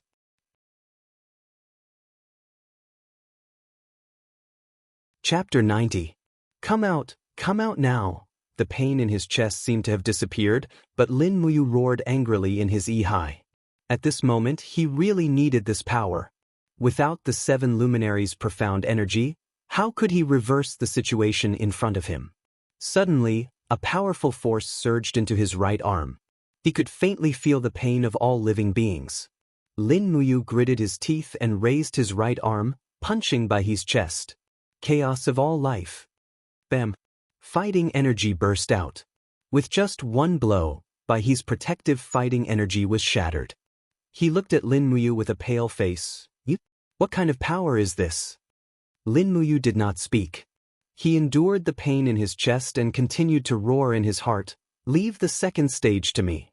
Hurry, leave the second stage to me." In his Yi-Hai, the black soul laughed loudly. "You want to use my power? Dream on, you little brat." Weapon Refining Cauldron. Lin Muyu let out a furious roar. The artifact Refining Cauldron appeared in her sea of mind and unleashed the 3rd layer Fire Refining Cauldron, the Earth Fire, which burned the 7 Brilliance Demon Monarch's soul wildly. She yelled, "Give it to me at once." Cries of agony echoed endlessly. The 7 Brilliance Demon Monarchs seemed to be in more pain than Lin Muyu. He let out a mocking laugh while screaming, You're trying to use my power? Are you qualified? The 7 Luminaries' dark force is powerful, but it requires an extremely strong physique to control it. How can your weak body control the 7 Luminaries' dark force? However, wisps of energy still seeped into Lin Muyu's body from the depths of his soul. Accompanied by the faint wails of ghosts and gods, a mysterious power appeared in Lin Muyu's right arm once again. He did not hesitate to throw a second punch, two luminaries' demonic dance. The fist was surrounded by demonic energy. Song Baihe had already reacted. He quickly raised his left palm to block Lin Muyu's attack, but to his surprise, he was unable to block it. The iron fist slid past the palm, but it still landed on Baihe's chest. There was a faint cracking sound of bones breaking. Baihe could no longer stand. He staggered back a few steps, and his blood-covered right palm was pulled out of Lin Muyu's chest. He coughed out a mouthful of blood and looked up at Lin Muyu. "There's a demon hiding in your body." Lin Muyu smiled bitterly as he knelt on the dragon bones. His hair had even started to turn white and his entire body was aging rapidly. The power of the 7 planets' profound force was incomparably vast and mighty. How could his mortal body be able to control the strongest power in the world? After using the 7 planets' profound force twice in a row, the price he had to pay was the symbol of his life, aging. Qin knelt there and looked at Lin Muyu kneeling on the ground in pain. His entire body was trembling, and his hair was white. Qin instantly burst into tears. Don't. Tang Xiaoxi held the fire-smelting whip and rushed up the dragon bones with a swoosh. Xiaoxi, Lin Muyu knelt on the ground. He did not raise his head, but raised his right palm and slowly waved it, indicating that she should not provoke Baihe. Otherwise, it would only bring about death. Baihe's power was definitely above the 4 of them. "You little bastard." Baihe stood up again and gathered the sanctuary energy around him. His fighting aura caused his gray robe to flutter. He raised his hand and grabbed the death fire rod in his hand again. Step by step, he walked towards Lin Muyu and sneered. "If I don't kill you today, I, Baihe, swear that I am not a human." However, at this moment, a series of sharp cries suddenly came from the sky. Furthermore, a faint voice could be heard. "Princess Shi, I, Chu, am here." Chu is here. Tang Xiaoxi's tears flowed. "Why are you only here now?" Baihe shuddered as well. Chu's arrival was definitely not a good thing for him. After all, he had just stepped into the Saint Realm, while Chu had been in the Saint Realm for many years. Once Chu discovered the situation here, he would definitely kill him. He couldn't afford to waste any time, or else he would definitely die here. At the thought of this, Baihe let out a shrill cry and rushed into the forest without looking back. A heart-wrenching pain came from his abdomen and chest. Lin Muyu lay on the dragon's bones and vomited blood. In the blink of an eye, his pure white sanctuary battle robe was dyed red with blood. Tang Xiaoxi rushed forward and helped him up. Looking at his miserable appearance, Tang Xiaoxi's tears rolled down her cheeks. Mu, don't die. Grandpa Chu will be here soon." Lin Muyu's breath was weak and his eyes were lifeless. He fell into Tang Xiaoxi's arms and did not move. Qin knelt on the ground and crawled over step by step. Her tears dripped onto the dragon's bones. "Don't die." Right at that moment, they saw a miraculous scene. Lin Muyu's white hair was slowly turning black. His sagging skin also slowly became plump and his breathing became much steadier. He coughed a few times and vomited another mouthful of blood. However, he opened his eyes and looked at the two beauties. "I'm fine, I won't die. Quickly go and save big brother Qin Lei." Qin Lei was still nailed to the dragon's bones by the metal staff. There were 2 shockingly large holes in his chest and abdomen. However, when he saw that Lin Muyu did not die, he smiled miserably. "You is fine, it's good that he's fine." Qin jumped down from the dragon's back and pulled out the metal staff to save Qin Lei. At the same time, she applied first-grade healing medicine on Qin Lei and Lin Muyu's wounds and then applied some gold wound ointment. However, Lin Muyu's wounds were too big and could not be healed in a short period of time. Blood flowed non-stop and Tang Xiaoxi's eyes turned red as she cried again and again. "Why isn't Master Chu here yet?" Qin asked. Tang Xiaoxi said, "I had the fire fox cry out in order to attract Grandpa Chu over. However, he must be very far away from here, or else he would have arrived a long time ago." Lin Muyu had also recovered a bit of her breath. She lay in Tang Xiaoxi's embrace and said with a smile, "If Grandpa Chu Chu was really very close, he would have directly killed the ashen crane. Why would he waste his energy to shout from afar?" Cough, cough. He coughed violently and fresh blood gushed out from the corner of his mouth once again. Qin Yin hurriedly wiped away the fresh blood for him. Her tears turned into a smile as she said, "It was Master Chu Chu's shout that saved our 4 lives. That's right." After a full 20 minutes, Chu Chu's figure finally appeared in the distance. He flew over like lightning and leapt onto the dragon bones. Looking at Lin Muyu and Qin Lei's miserable state, he couldn't help but frown and ask, "What exactly happened?" Tang Xiaoxi instantly burst into tears. She didn't even know how to explain her tear-stained face. "What exactly happened? Your Highness?" Chu Chu knelt on one knee on the dragon bones and bowed towards Qin Yin. Qin Yin nodded her head and indicated for him to rise. "Do you still remember Grandpa Chu Chu, the #1 expert of the Divine Marquis Constabulary? Songbaiha?" Chu Chu was stunned. "That's an expert at the peak of the heavenly state. What happened to him?" "Songbaiha has stepped into the divine region. He was the one who wanted to kill us just now." "What?" Chu Chu's entire body trembled. Could it be that he doesn't know your Highness's identity?" "He knows, that's why he wanted to silence me." Qin Yin appeared extremely calm. "I came late to the rescue, please forgive me, Your Highness." Chu Chu cupped his fists and said, "Sir Chu Chu doesn't need to blame yourself. If it wasn't for your shout, I'm afraid we would have already died in the hands of Songbaiha." Qin Yin said unhurriedly, "Can you quickly help Brother Yu and Qin Lei take a look at their injuries?" "Yes." Chu Chu examined for a while and said, "Lin Muyu's life is really tough. 3 of his ribs are broken and his heart is injured, but he's still alive. Little Prince's injuries are much lighter, his organs aren't injured."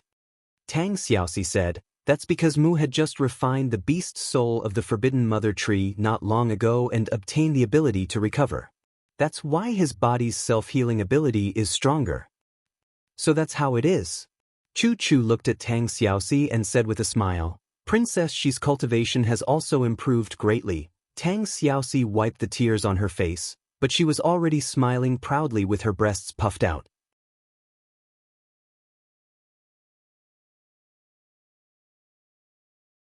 Chapter 91.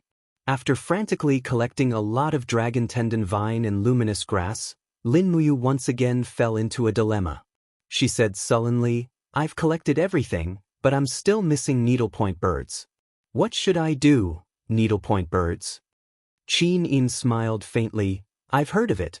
It's a very small bird. What do you want needlepoint birds for?" "Bone muscle replenishment powder can't be mixed with water. It must be mixed with blood. The blood to be used is the blood of needlepoint birds." Lin Muyu looked up and said, "Grandpa Chu Chu, do you know where to find needlepoint birds?" Chu Chu pondered, "Needlepoint birds only hunt at night. Their food is fireflies flying in the night sky. So we must find needlepoint birds in places with water. There is water in the dragon's tomb. We will camp by the water tonight. You guys have a good rest. I'll go catch some needlepoint birds. How many do you need?" Lin Muyu thought about it and said, "If we kill, we need 20. If we don't kill and only bleed, we need at least 50 needlepoint birds. Grandpa Chu Chu, you'll have to work hard and catch 50 needlepoint birds." Qin Yin smiled faintly and said, "It's a good thing that you doesn't want to kill." "Huh, look at what your Highness said. It's just that the needlepoint birds are too small. Otherwise, we can bleed them first and then roast them." Lin Muyu grinned, "I feel so hungry when I talk about this." Qin Yin raised her eyebrows and raised her nose slightly. She looked at him proudly with her beautiful eyes. It seemed that she had to reevaluate this guy. At night, they camped by a nearby stream. Chu Chu quickly caught enough needlepoint birds and then sat quietly to watch Lin Muyu refine medicine. In fact, one of the main reasons why he was so eager to help was to let Lin Muyu teach him the formula of level 10 medicine refining, and Lin Muyu did not keep it to herself and passed it on. Anyway, Chu Chu's poor understanding of medicine refining would probably not be able to learn it. Lin Muyu continuously refined the medicinal essence of the dragon tendon vine and luminous grass while Tang Xiaoxi and Qin Yin used the sharp edge of their daggers to bleed the needlepoint birds. Each bird only let out a few drops of blood and then they were released. The two of them fought to do this work, otherwise it would have been Qin Lei's turn to do it.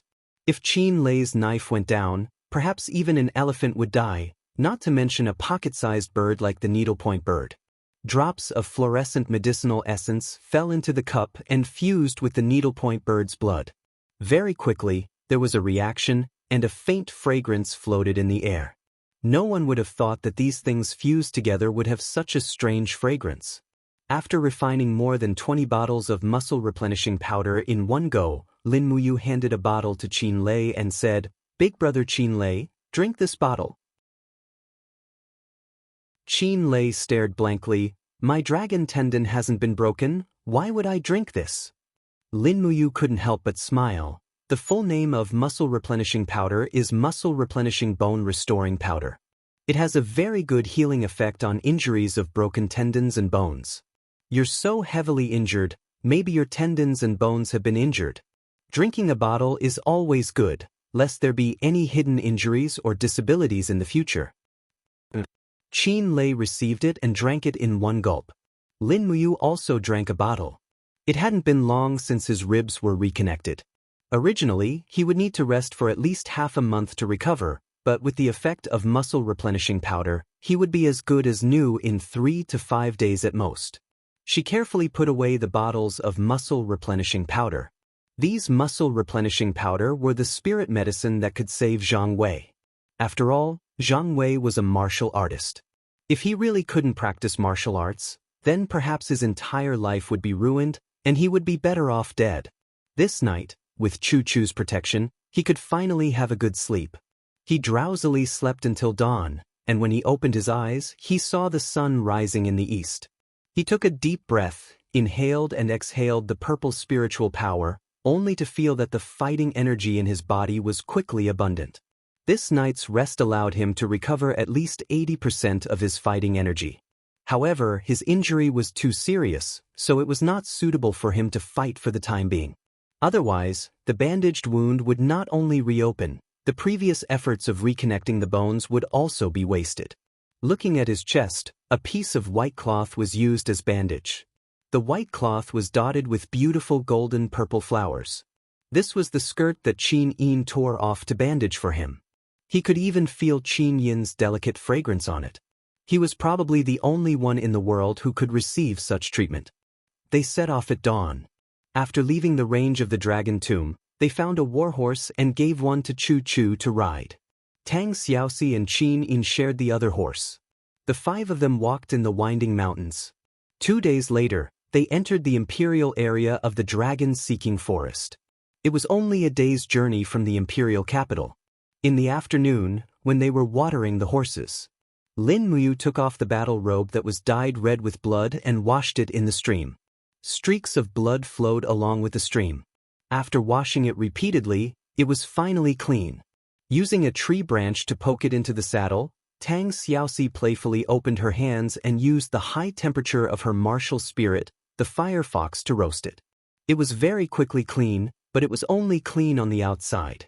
Lin Muyu's tight-fitting white undergarments and the armor of the holy temple were actually dyed red with blood.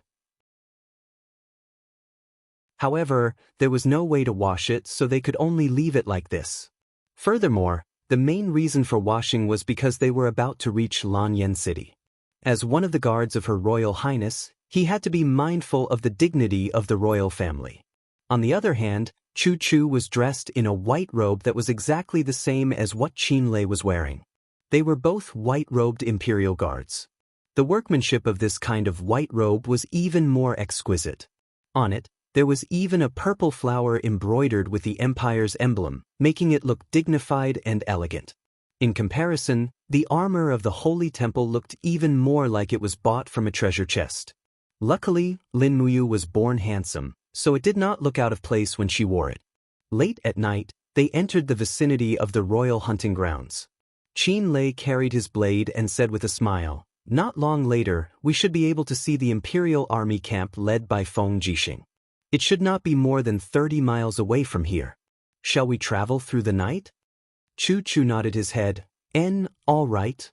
This time, Qin Lei walked at the front to clear the path. Chu Chu was behind him, Qin Yin and Tang Xiaoxi were in the middle, and Lin Muyu was at the very back, in charge of protecting the two beauties. It was another dark and windy night. Dark clouds covered the sky, and the forest was covered in darkness. Roars of tigers and wolves could be heard from afar. Qin Lei held the thunder split blade in one hand and a torch in the other, and said, "Be careful, the mountainous terrain here is rugged, don't let the war horses lose their footing." Qin Yin replied. But just at this time, there was a sudden sound of wind breaking. That was the sound of a cold arrow. Lin Muyu was very sensitive to this, because it was precisely this sound that caused him to suffer a fatal injury, and he almost lost his life. This sound was forever engraved in his mind. "Be careful!" When he shouted, Chu Chu had already leaped off the warhorse. He opened his palm, and with a paw sound, he caught the cold arrow in the dark night. His gaze turned cold, and he said, "Who are you? Scram out here." But what answered him was an even more concentrated arrow. "Protect Her Highness!" Qin Lei shouted loudly. Lin Muyu quickly urged his horse to arrive in front of Tang Xiaoxi and Qin Yin. He raised his hand and shouted in a low voice. The wall of the calabash blossomed with an indigo light, and the black tortoise shell slowly moved on the wall of the calabash, shooting out arrows one after another. Meanwhile, Qin Lei had already entered the forest with his blade in hand. With a low roar, purple lightning illuminated the surroundings, and killed a group of people who shot arrows. Capture Qin Yin, the reward is 1,000,000 Jinin coins. It was unknown who shouted, but immediately after, many people carrying long swords rushed out from the forest. Every one of them wore a silver badge on their chest, and on it was the image of a sword. "People from the House of Chivalry?" Chu Chu muttered. Tang Xiaoxi clenched her teeth, and said indignantly, "Chu Chu, last time, it was these people from the House of Chivalry who almost killed me. This time, they actually dared to target Xiao Yin. This is too despicable, this House of Chivalry." Chu Chu smiled slightly. "Princess and Her Highness, please be at ease. Today, with me, Chu Chu here, no one can hurt you." As he spoke, Chu Chu suddenly opened his arms, and with a roar, he struck out with his palm. The light of the fire cauldron martial spirit exploded, and this palm actually transformed into a huge fire palm, blasting into the forest. Pang! Dozens of warriors from the House of Chivalry were killed one after another, and Lin Muyu was slightly stunned as she watched. No wonder people said that Chu Chu's palm technique was the best in the world, and it seemed that it was indeed so. Once Chu Chu made his move, the group of warriors were all shocked. Immediately, someone cursed, "Damn it, which bastard sent back fake news? This is not Qin Yin, Tang Xiaoxi, and the others at all. Unexpectedly, even the white-robed Chu Chu is here. Quickly retreat, the operation is cancelled, or else all of us will die here." However, Qin Lei had already raised his saber and was killing everywhere in the crowd, as if there was no one around. These people basically couldn't escape. "Capture one alive," Qin Yin said indifferently. "Yes, Your Highness." Qin Lei laughed loudly. At this moment, 3 sword-wielding warriors went around Chu Chu's position and went straight towards Qin Yin. Each of them had their faces covered, and they shouted in a low voice, "Either capture Qin Yin or kill Qin Yin, attack together." Qin Yin pouted, "These bastards who are not afraid of death. Don't, Your Highness doesn't need to do anything." Lin Muyu smiled slightly, and suddenly opened her right hand. Lightning flashed, and the long sword was suddenly unsheathed. Lightning lingered around the blade of the sword, and with a schwa sound, it broke through the air. Pew pew pew. Like a skewer of candied haws, it consecutively pierced through the bodies of the 3 assassins. This strike was really too fast, and those with lower cultivation were unable to dodge it. Lin Muyu raised her finger, and the long sword spun back, and with a keng sound, it entered the sheath, as if nothing had happened. Tang Xiaoxi giggled. "This imperial sword technique is really too cool." Qin Yin nodded and agreed with a smile. Not long after, Chu Chu and Qin Lei returned. Qin Lei had killed dozens of people in a row and was already panting, but he still had an assassin in his hand. He had already knocked the assassin out and hung him directly on the horse. He said, "After we return to Lanyan City, we will interrogate him properly. I want to see what kind of bear's heart and leopard's heart this house of chivalry has eaten to actually dare to lay their hands on Her Highness and the princess." Qin Yin nodded. "Yes, this matter should not be delayed. Let's quickly set off to meet up with General Feng." At about dawn, the Empire's war flags appeared indistinctly in the distance, and they finally arrived at the Imperial Army's camp. A war horse galloped over, and it was Feng Jixing. Carrying a war knife, he elegantly flipped over the horse and cupped his fists, saying, "Her Highness, Princess, you are finally back. I was worried to death." As he spoke, he raised his head and smiled. "Master Chu Chu, you are back too?" "Yes, General Feng has worked hard."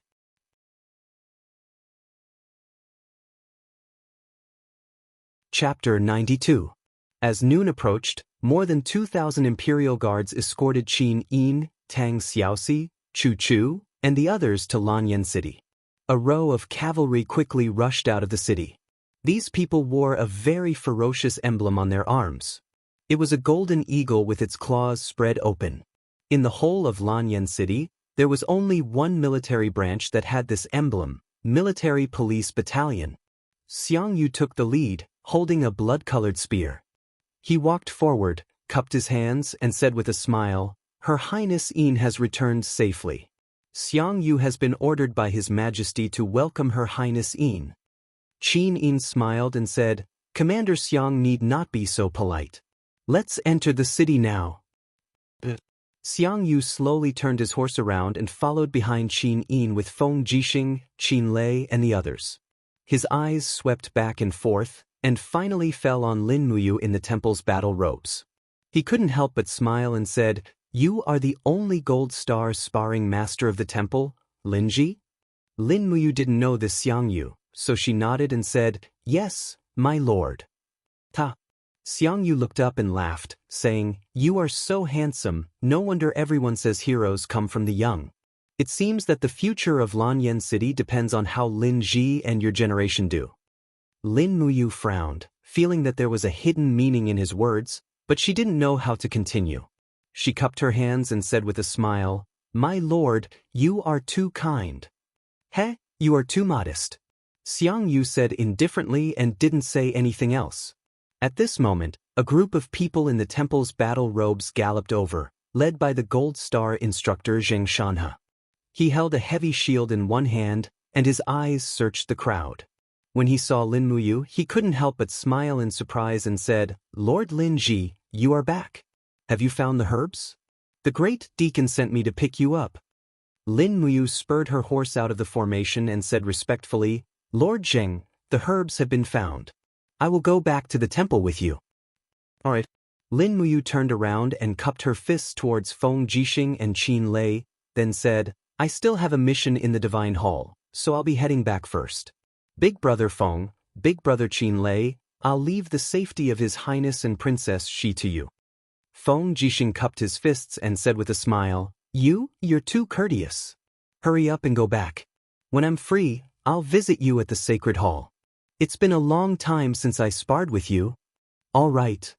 Qin Lei also cupped his hands and said with a smile, "You cultivate well.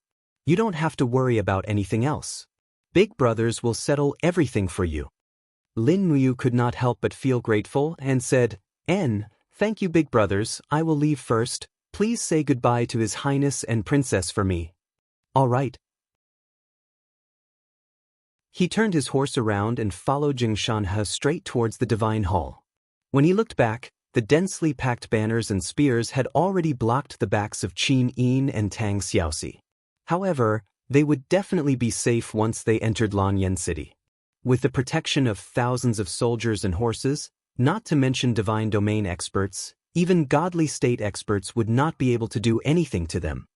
After not seeing each other for a few days, the pitch-black door of the divine temple seemed a little familiar. When Lin Muyu, Zheng Shanhe, and the rest arrived. The door opened. Gu Yang rode his horse and led a group of people to welcome them. His face was filled with eagerness. "Ah, did you find what you were looking for?" Lin Muyu nodded heavily, her eyes filled with confidence, and said with a smile, "Grandpa Gu Yang, don't worry. Please bring me to Lord Zhang Wei's place immediately. We can start the treatment." Good. Gu Yang smiled in admiration. The sound of hooves galloping passed by. Zhang Wei was arranged to stay in the center of the holy temple, and beside him was Rayham's residence. It seemed that Rayham was also worried that Zhang Wei would be ambushed again, so he personally protected this upright and fierce Silver Star instructor. Lei Hong came over and saw through the change in Lin Muyu's temperament at a glance. He could not help but smile. You have broken through and stepped into the heavenly state?" "Yes, Grandpa Lei Hong." Lin Muyu turned over and dismounted, kneeling on one knee, and said, "Thank you, Grandpa Lei Hong, for your protection. Otherwise I am afraid I would not have the cultivation I have today." "How did you?" Lei Hong was stunned, and hurriedly went forward to help him up. You are not such a fussy person. How did you?" At this moment, his gaze fell on Lin Muyu's chest, and he found that the clothes there were still stained with blood. Lei Hong's spiritual sense also immediately discovered that Lin Muyu was actually seriously injured, and this injury almost took his life. For a moment, the old man's heart warmed. This child had clearly taken a trip to the gates of hell. For Lin Muyu, Lei Hong's care for him could be said to be meticulous, as if he was his real grandfather. In this world where the weak were prey to the strong, how could he not worry about such a grandfather? You have worked hard." Lei Hong held his arm and said, "You really did not let Grandpa down. How was it? I heard that you, Highness Yin, Princess Shi, and the others entered the depths of the dragon-seeking forest. Who injured you like this?" "A person called Songbaihe," Lin Muyu said lightly. But Lei Hong and Gu Yang were both shocked. Lei Hong narrowed his eyes and said, "That old thing Songbaihe should have already stepped into the divine region, right? It seems that Zhang Wei's injury is inextricably linked to him." "Lord Zhang Wei was injured by him," Lin Muyu said. "This Songbaihe even wanted to kill Highness Yin and Princess Shi." What? Lei Hong felt a chill in his heart. This Songbaihe is really daring. He even dared to kill Highness Yin. What is the divine marquis residence planning? Could it be that Zheng Yifan has gone mad? Gu Yang said in a low voice. These years, Zheng Yifan's military power has been continuously weakened, and it is said that he has long held a grudge against His Majesty. Now it seems that this is true. We have to be careful, Great Deacon. Lei Hong nodded. "I will see His Majesty as soon as possible and tell him about this. Don't worry, we will quickly enter the inner chamber to treat Zhang Wei's injury. He will not be able to hold on much longer." A group of people entered the room, and Zhang Wei was still lying there, unable to move, but his bearded face was still filled with arrogance. Looking at the people coming in from outside, a glimmer of light shone in his eyes. "Lord Lin Ji, you have returned?" Lin Muyu walked forward and smiled. "Lord Zhang Wei, your injury can be cured." "Cured?" Zhang Wei laughed at himself. "I am already a cripple. Don't worry." Lin Muyu reached into her bosom and took out a total of 3 bottles of tendon replenishment powder. She lifted Zhang Wei's head and fed him, then said, "The tendon replenishment powder will regenerate your dragon tendons in 2 to 3 days. This process is very obvious. Your spine will soon feel a tingling sensation, that is the dragon tendons automatically gathering and healing." "Really?" Zhang Wei was a little excited. "Lord Lin Ji, you mean? I, Zhang Wei, can continue to practice martial arts?" Lin Muyu smiled happily. "Of course, and your cultivation will not decrease." "That's great." Zhang Wei was excited. He wanted to sit up, but he could not exert any strength on his back. In the end, he struggled and smiled awkwardly. "I, Zhang Wei, am a boorish man. I do not know how to express my gratitude, but from today onwards, Zhang Wei's life is equivalent to Lord Lin Ji's. No need, we are friends, we both work for the temple, this is what I should do." Lei Hong said. Zhang Wei, Lin Ji has just returned to the temple. He was ambushed by the person who attacked you when he was looking for medicine. He is seriously injured. He should not stay for long. Let him go back and rest first. Zhang Wei was startled. He forced himself to cup his fists and said, "Then, Lord Lin Ji, you should go back and rest first." After leaving the door, Lei Hong and Lin Muyu walked side by side in the corridor of the temple. He said, "You, logically speaking, even if you stepped into the heaven realm, you should not be able to stop Ashen Crane, a sanctuary rancor, from killing you, right? Hurry up and tell me, how did you escape this calamity?" Naturally, Lin Muyu could not tell him the power of the 7 luminaries demon emperor, so she said, "There were 4 of us, other than me. There was also Qin Yin, Tang Xiaoxi, and Qin Lei. Qin Lei is the commander of the imperial army. His power is shocking, and he also has the true dragon bloodline god-binding shackles, so he was able to suppress and threaten Ashen Crane, and when we were about to lose, Grandpa Chu Chu came." Lei Hong could not help but laugh. At least this old man is still useful. If he did not appear at the crucial moment, I am afraid the empire would have changed." Lin Muyu was a little stunned. She asked, "Grandpa Lei Hong, I am saying if Her Highness Yin was really killed by Ashen Crane, then what would happen to the empire?" "What would happen?" Lei Hong looked at her with a smile and said, "His Majesty is a very devoted man. He only loved one woman in his life, Her Highness Yin's mother, Empress Jingde, Su Yun. After Empress Su Yun passed away, His Majesty did not marry any other woman, so he has no children, only one daughter, Qin Yin. According to the rules of the empire's ancestors, Qin Yin is the only legal successor of the Qin family, and also the future ruler of the empire. Once Qin Yin dies, I am afraid the imperial power will fall. His Majesty has 2 brothers, both princes. One is Prince Yuning. He has 2 sons, the eldest Qin Yin, the second son Qin Yen, and the other prince is Prince Jinan, Qin. However, Prince Jinan is far away in Lingnan, so once Qin Yin and Qin Lei die, the person most likely to become the new emperor should be Prince Yuning's second son, Qin Yen." As he spoke, Lei Hong shook his head and smiled. But no matter who becomes the new successor of the family, they will not be able to escape the flames of war, so it is naturally for the best that Her Highness Qin Yin is alive. It is also good for the common people. You have done well. You would rather die than to protect Qin Yin's life.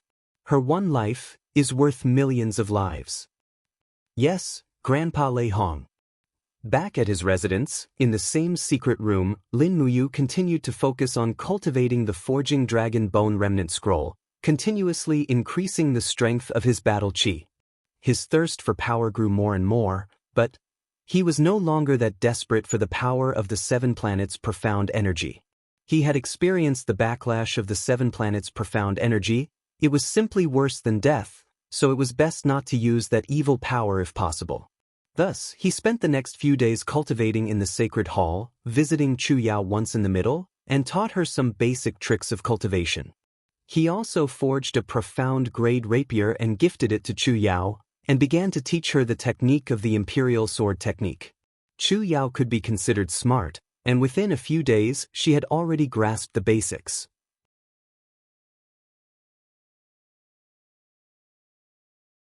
Chapter 93. 4 days passed in the blink of an eye. Everything was peaceful as usual. Song Baihe had not appeared since his defeat in the dragon-seeking forest. He must have been afraid that once he entered Lanyan City, he would be hunted down by Chu Chu, Lei Hong, and the rest. Song Baihe's ribs were shattered by Lin Muyu's 7 luminaries' Xian energy and could not recover in a short period of time. Naturally, he did not dare to come looking for trouble. Early in the morning, the sound of fists hissing through the air could be heard coming from the divine hall. Zhang Wei was already able to get off the ground, and his fiery soul fists looked vigorous and powerful. Although he had not recovered to his peak strength, he had at least 70% of his original strength. Lin Muyu, dressed in a divine temple robe, smiled and said, "Congratulations, Master Zhang Wei. You're fine now." Zhang Wei immediately stopped practicing and gave a military salute to Lin Muyu. "I will forever remember Master Lin Ji's kindness. Half of my life belongs to Master Lin Ji." You are welcome. Lin Muyu patted his shoulder and said, the Divine Marquis residents will not let us off easily. Master Zhang Wei must recover quickly or we will be at a disadvantage again. At this moment, Gu Yang walked over and said, tomorrow is the weapon forging day. You should all prepare. Lin Ji, this is your first time participating in the weapon forging day. Zhang Wei will explain everything to you. Weapon forging day? What does that mean? Lin Muyu was stunned. Zhang Wei smiled and explained patiently, Lin Ji, you have been in the Divine Temple for a long time, so you should know by now. The Divine Temple is the holy land of the Empire and has two main functions. One is to discover the Empire's martial talents and the other is to train the outstanding military students. The cradle of the Empire's experts is the Academy. The Imperial capital has the strongest Ares Academy. Many outstanding military talents graduated from Ares Academy. The Divine Temple is responsible for sending a group of instructors and sparring masters to Ares Academy every month to spar in front of the students and teach them outstanding martial skills and battle experience. Do I have to go too? Of course, you're the strongest training partner in the Sacred Hall. If you don't go, I'm afraid our training partners will be beaten to the point where they can't even walk after the Weapon Refinement Day. Lin Muyu immediately frowned and said, Zhang Wei, you should change your fiery temper as well. Don't always beat your sparring partner until half of his body is paralyzed during training, do you understand? Zhang Wei scratched the back of his head and smiled awkwardly. I will try my best to pay attention to it. Lord Lin Ji, rest assured. Yes. Gu Yang smiled at the side. This time's weapon forging day is rather special. It's said that many army commanders will personally participate and select outstanding graduates to join the army as officers, so you guys must perform better. Also, pay attention and protect yourselves. Zhang Wei cupped his fists. Understood, Deacon Gu Yang. As he spoke, Zhang Wei's eyes turned cold. Other than Zhen Fang and Ouyang Qiu, the Divine Marquis residence still has some lackeys in the Divine Temple. They are all targets that we must guard against. Who else? Silver Star Instructor Deng Zilin, Gold Star Instructor Su Fong, but the most terrifying one is probably another person. Who? Zhang Wei's eyes lit up. This person rarely participates in training, but he is the strongest among all the Gold Star instructors. He is known as the first spear of the Divine Temple, Zhao Jin. It's said that he broke through level 70 a few days ago and became a Gold Star instructor with the strength of a Heavenly King. He is the only Heavenly King instructor in the Divine Temple. Gu Yang added, Zhao Jin is a second-rank aide of the Divine Marquis residence. He is also a noble, and his strength is extraordinary. His spear skills are outstanding. Lin Ji, you must be careful. If you can avoid meeting Zhao Jin, do your best. Do you understand? Yes, Deacon Gu Yang. Dismissed, go and train. In the middle of the night, the stars shone brightly on the Divine Marquis residence. Zheng Yifan raised his head to look at the glittering stars in the sky and sighed. A trace of disappointment flashed across his resolute face as he said, even Elder Song failed. I would never have thought of this. Zheng Fang walked over with a cup of tea. Father, have some tea. Grandpa Song failed because Chu Chu was also in the dragon-seeking forest. Otherwise, Lin Muyu would have been beheaded. Sigh, Zheng Yifan's eyes were cold. Elder Song's failure has alerted the enemy. His Majesty will definitely know that Elder Song wants to kill Qin Yin. The Divine Marquis residence will also be in trouble. No, we must strike first. Strike first? Zheng Fang was stunned. Zheng Yifan's eyes were cold. Send a letter to Elder Song. Tell him to go to the Qinling Mountains to train for a while. Tomorrow, issue a wanted order to the Shunwei Battalion. The entire country is looking for Tsang Bai He. Anyone who obtains his head will be rewarded with 1,000,000 gold coins. Yes, father. Zhen Fang nodded respectfully, then said, I heard that Lin Muyu had gotten her hands on a medicine called muscle replenishing powder and has already healed Zhang Wei's dragon tendon. These two people are still alive, father. Are we just going to ignore this? Lin Muyu must die. Zheng Yifan punched the railing. His eyes were filled with murderous intent. He smiled. Tomorrow is the day of weapon refinement. I have already told General Zhao Jin that he has become a heavenly king.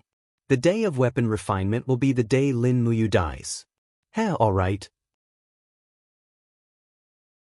Inside a room in the side chamber of the sacred palace. Russell, Zhao Jin slowly wiped the shiny shaft of his spear. This pear blossom spear had been with him for many years. It had made countless contributions in conquering the south and the north. Tomorrow would be the time for this pear blossom spear to drink blood. Buzz! With a light flick of his wrist, the spearhead immediately let out a buzzing sound and a beautiful cold gleam. Zhao Jin continued to rub his pear blossom spear in a leisurely manner. There was not a single trace of emotion in his eyes. Those who deserved to die would eventually die. No matter how radiant he would not be able to escape death in the face of absolute power. Knock knock. A servant knocked on the door. Lord Zhao Jin, tonight's supper is here. Shall I bring it in now? No need. I won't eat meat tonight. Zhao Jin smiled coldly. After the servant left, he muttered to himself. I can eat meat tomorrow. Early in the morning, the sound of the horn reverberated in the sacred palace. The day of weapon refinement had finally arrived. After breakfast, Lin Muyu, Zhang Wei, and the others put on their new sacred palace battle robes. Lin Muyu also noticed that his battle robe was actually more exquisite and luxurious than Zhang Wei's. The white cloak behind him was inlaid with a silver-purple flower pattern. He had seen Feng Jixing and Qin Lei's white robes, which had a golden purple flower pattern. This must be the difference. One by one, the battle horses were brought out. Lin Muyu found the one that belonged to him and mounted it. He saw Lei Hong, Gu Yang, Zhen Fong, and the other deacon-level members walking in front. Behind them were Lin Muyu, Jing Shanhe, and the other Gold Star instructors and sparring masters. Behind them were the Silver Star, Bronze Star, and Iron Star instructors. The sacred palace's hierarchy was very strict. Let's go! After Lei Hong gave the order, the battle horses rushed out of the sacred palace in a single file and went straight out of the city. Ares College was built outside the city. As the space within the city was too small, it was unable to provide a spacious enough training field for Ares College. After more than an hour, they reached the depths of the dense forest outside the city. From afar, they could hear the uniform sound of hooves. A group of young students in dark blue imperial military uniforms were riding their horses to practice riding and shooting. But when the instructors and sparring masters of the sacred palace passed by, the group of students stopped their training and saluted from afar to show their respect. In the hearts of the students, the instructors of the sacred palace were sacred existences. Ares College was more like a city. The city walls were 10 meters tall and there were antlers everywhere. It looked as if they were facing a great enemy. In fact, when this place was built, Ares College had already been treated as a battle fortress. It was used to surround and protect the imperial capital, Lanyan City, which was in the center. When the group of people from the sacred palace arrived at the bottom of the city, the gates slowly opened. A group of people riding on battle horses came to welcome them. At the front was a white-bearded old man in armor. He had the demeanor of an elder. He cupped his fists and smiled. Sir Lei Hong, you're here. The teachers and students of Ares College have been waiting for you for a long time. Lei Hong also smiled respectfully. Dean Qin Hao is too polite. Let's go in. Time is precious on the day of weapon refinement. After entering the college, the interior was surprisingly spacious. All the students here were wearing the imperial military uniform and looked very spirited. However, they were mostly men. It seemed that there were very few women in the military. Moreover, based on Lin Muyu's understanding of the Shattered Cauldron realm, the status of women in this world was very low. It was much lower than in ancient China. However, women of high status like Qin Yin and Tang Xiaoxi were an exception. Even so, they were unable to hold important positions in the military. Very soon, a huge training ground appeared in front of them. It could accommodate at least a few thousand people. There were already many people sitting on the high platform. Lin Muyu's eyes were sharp. Her gaze swept across each and every one of them. Most of the badges on their necks were gold stars, which meant that most of them were at least Kiliarchs. After everyone was in position, Guiyang began to call out the names of the instructors and sparring masters one by one. Finally, Guiyang announced loudly, the first public trial, Copper Star instructor Zhou Pei against Copper Star sparring master Jiang Yan. The two of them went up the stage. After a round of fighting, the instructor's consecutive slashes caused the sparring master to fall to the ground. Immediately, the surrounding graduates cheered. The sparring master stood up in a sorry state and bowed respectfully. However, the instructor didn't even look at him directly. It was as if this was how people should be. Lin Muyu frowned. The instructors were still too arrogant after all. The training and demonstrations went on for the entire morning. The training ground at the side was the place where the students dueled. Those high-ranking officers were already choosing the graduates they liked. Lin Muyu watched the entire morning. All the Gold Star instructors' demonstrations were arranged to be the finale in the afternoon. Therefore, as a Gold Star sparring master, he could only work in the afternoon.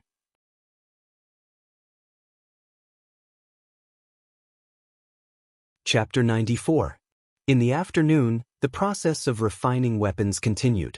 Ares College's dean, Qin Hao, wore the armor of the Empire's soldiers. He stood up and pointed to the students in front of him. These 200 students are the most outstanding students of this year's graduates. They are also the main targets of the Gold Star instructor's research. After the trial, these students may personally ask the instructor for advice. Lei Hong nodded with a smile. Lin Muyu watched from afar and said, "Is this Dean Qin Hao also a member of the Qin clan?" Qin Xiling said in a low voice, "Lin Ji, Dean Qin Hao is a collateral relative of the Qin clan and not a direct descendant. It's just that his talent is extraordinary and his realm is extremely high, already possessing the strength of a level 87 heavenly emperor. So even though he is a declining noble clan, he was still appointed as the dean of Ares College by the emperor more than 10 years ago, and given the title of general." Lin Muyu felt a little more respect for this Qin Hao. At this time, the afternoon trial had officially begun. Gu Yang held the scroll in his hand and announced loudly, "Gold Star Trial, first match, fist technique trial. Gold Star instructor Zhang Wei against Gold Star sparring master Lin Ji." Zhang Wei, who was riding on his war horse, was stunned. "When did I become a Gold Star instructor?" Reiham smiled faintly, raised his hand and tossed out a small object. Zhang Wei caught it and saw that it was a Gold Star instructor badge. He happily swapped out his Silver Star badge and flipped off his horse, jumping onto the trial grounds. Lin Muyu also flipped off her horse. She did not unsheath the burning prairie sword behind her. She went straight to Zhang Wei and cupped her fists. "Sir Zhang Wei, thank you for your guidance." Zhang Wei laughed. "Brother Lin Ji, there is no need to be so courteous. Come." He suddenly let out a low roar, and with the support of the bare martial soul in both of his arms, he unleashed the fiery soul fist without any hesitation. It whistled like the wind, and a straight punch carried with it the power to collapse the mountains and crack the earth. Even the fiery force that was brought along with it turned into a strong gale that blew the nearby students back one after another. Each and every one of them had a horrified look on their faces. Instructor Jin Xing's strength was indeed extraordinary. However, under the astonished gazes of the crowd, Lin Muyu countered every move that came her way. With a light wave of her arm, her martial spirit flashed out. The black tortoise shell and the dragon scale wall surrounded her body as a pure white glow faintly flowed on her arm. It was Do Qi. This Gold Star sparring master is a heaven realm expert. That's battle energy. No one knew who shouted, but the group of students became solemn. One of them said loudly, "I know." Recently, the only Gold Star sparring master appeared in the Holy Temple. His name is Lin Ji. At that time, he was only a level 50 battle saint. Now, he has stepped into the heaven realm and become a heavenly venerable. What a fast advancement speed. Bang! The fist landed on the black tortoise shell. Lin Muyu quickly retreated, but she still stood in the field. Zhang Wei let out a low roar and swept his leg across the ground, creating a raging flame. Meanwhile, Lin Muyu leaped into the air and looked down. Zhang Wei's signature move had arrived, Earth Dragon Soar. This was the leg technique that Zhang Wei was best at. Both of his legs were surrounded by raging flames as he kicked into the air. This guy did not hold back at all. In fact, Zhang Wei also knew that with his current cultivation he could not hurt Lin Muyu. Therefore, he gave it his all and only hoped that it would be a good and exciting fight. Opening both palms, Lin Muyu still used the same hand gesture. Battle energy surged in her palms to block Zhang Wei's attack. She turned around and landed on the ground. The cracks on the black tortoise shell that were caused by Zhang Wei's continuous attacks were quickly repaired. That was the ability of the Forbidden Mother Tree Beast Spirit, Recovery. With this ability, the damaged defensive layer would also be repaired quickly. This was the most powerful part of this sixth ability. After a series of ruthless punches, Zhang Wei quickly retreated and stood opposite of Lin Muyu. He cupped his fists and said, "Lord Lin Ji's cultivation is astonishing. I, Zhang Wei, am not your opponent." Lin Muyu also cupped her fists and smiled, "Lord Zhang Wei, thank you for letting me win." Gu Yang announced loudly, "It's a draw." Zhang Wei's fist technique originated from the war god Xiang Wentian's fiery fist. Any student who wants to learn the fiery fist can immediately go and ask Lord Zhang Wei for guidance. Very soon, Zhang Wei was drowned by a group of students. However, being so popular, this burly man revealed a happy smile. Lin Muyu slowly walked back to the row of sparring masters. She stood at the front and mounted her horse. Gu Yang continued. The second round of the Gold Star level, Sword and Shield instructor Jing Shanhe against Silver Star sparring master Ma Lin. Ma Lin was a man of about 30 years old. His face was full of crisscross scars.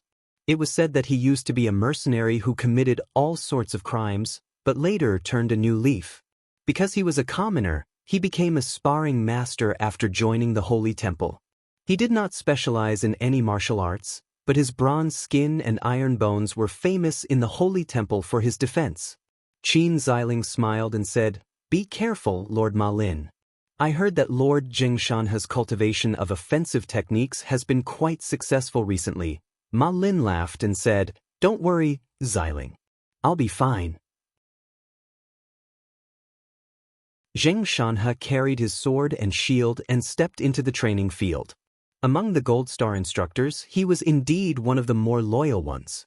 After the battle started, he only demonstrated the method of switching between sword techniques and foot combat, and did not hurt Ma Lin at all. In fact, Zheng Shanhe's training method was most suitable for military academy students. After all, a real battle on the battlefield was a game between one side attacking and the other defending. After nearly 5 minutes of fighting, the two sides were tied. The crowd of students cheered, and many students flocked to Jing Shanhe. This uncle began to demonstrate his swordsmanship to the students on the sidelines. In fact, this was essentially unfair. The students only flocked to the instructor, but no one cared about the sparring partners. It was as if the sparring partners were just attendants. At this moment, Gu Yang unrolled the scroll and said, "The third round, spear training. Gold Star instructor Zhao Jin against Silver Star sparring master Shi Zhonghai." Shi Zhonghai was one of the few mounted commanders amongst the sparring instructors. He lifted his iron spear and leapt onto his horse. After entering the training grounds, he cupped his hands towards Zhao Jin from afar and said with a smile, "Lord Zhao Jin, please show mercy." Heh. A sinister smile flashed across Zhao Jin's lips, but he did not reply. "Go." Shi Zhonghai gave a low shout and charged forward with his spear. His speed was extremely fast, and Zhao Jin also charged towards him. Both sides attacked at almost the same time. Zhao Jin's pear blossom spear instantly turned into a pear blossom that bloomed in the air. In just an instant, the pear blossom spear's blade was stained with fresh blood, and Shi Zhonghai let out a miserable groan as his abdomen was pierced by the pear blossom spear. Fresh blood dripped down. Zhao Jin shook his spear and instantly shook Shi Zhonghai to the ground. Shi Zhonghai let out a heart-wrenching howl. Blood flowed continuously from his abdomen, but it did not seem to be fatal. Lei Hong frowned and said, "Medical officer." Several medical officers immediately went to treat Shi Zhonghai. Lei Hong cupped his hands towards Qin Hao beside him and said, "I've let Lord Qin Hao see a joke." Qin Hao's expression was calm as he said, "Fighting on the battlefield has always been a bloody affair, so how could it be a joke? Besides, these cadets will one day become blood-soaked generals on the battlefield. It's good for them to see the cruelty of war sooner rather than later." At this time, Zhao Jin turned his horse around and walked back. Holding the blood-stained pear blossom spear, he smiled and said, "Head Deacon, your subordinate has accidentally injured Lord Shi Zhonghai just now. I am truly sorry. However, my true spear techniques on horseback have yet to be displayed. How about Head Deacon send another strong sparring partner to spar with me?" On the viewing platform, a group of generals with flaming emblems on their shoulders stood up, raised their arms and laughed. "Right? Send an even stronger sparring partner. We want to see the true spear techniques of the temple's #1 spear." This? Lei Hong frowned and said, This Zhao Jin." In the arena, Zhao Jin raised his spear and said loudly, "Head Deacon, the temple's strongest sparring partner is Lord Lin Ji. Your subordinate has long wanted to spar with Lord Lin Ji. How about we do it today? Please grant this subordinate's wish, Head Deacon." More and more people started to heckle, and there were even some students who were shouting, "Lord Lin Ji, please accept the challenge. Lord Lin Ji, please accept the challenge." Lei Hong had originally planned to protect Lin Muyu, not letting him encounter Zhao Jin. But now he could no longer protect him. As the saying goes, it's best not to offend the anger of the masses. With so many people asking for Lin Muyu to fight, this battle was inevitable. "Lin Ji," Lei Hong said from afar, "are you willing to fight Lord Zhao Jin? If you are not willing, I will not force you. After all, you have already fought today. According to the rules, no one can force you to fight a second time." Lin Muyu's gaze stopped on Shi Zhonghai, who was lying on the ground.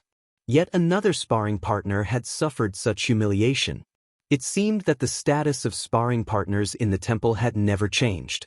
In the next moment, his gaze became resolute, and he cupped his fists and said, "Head Deacon, I am willing to fight, but you must promise me one thing.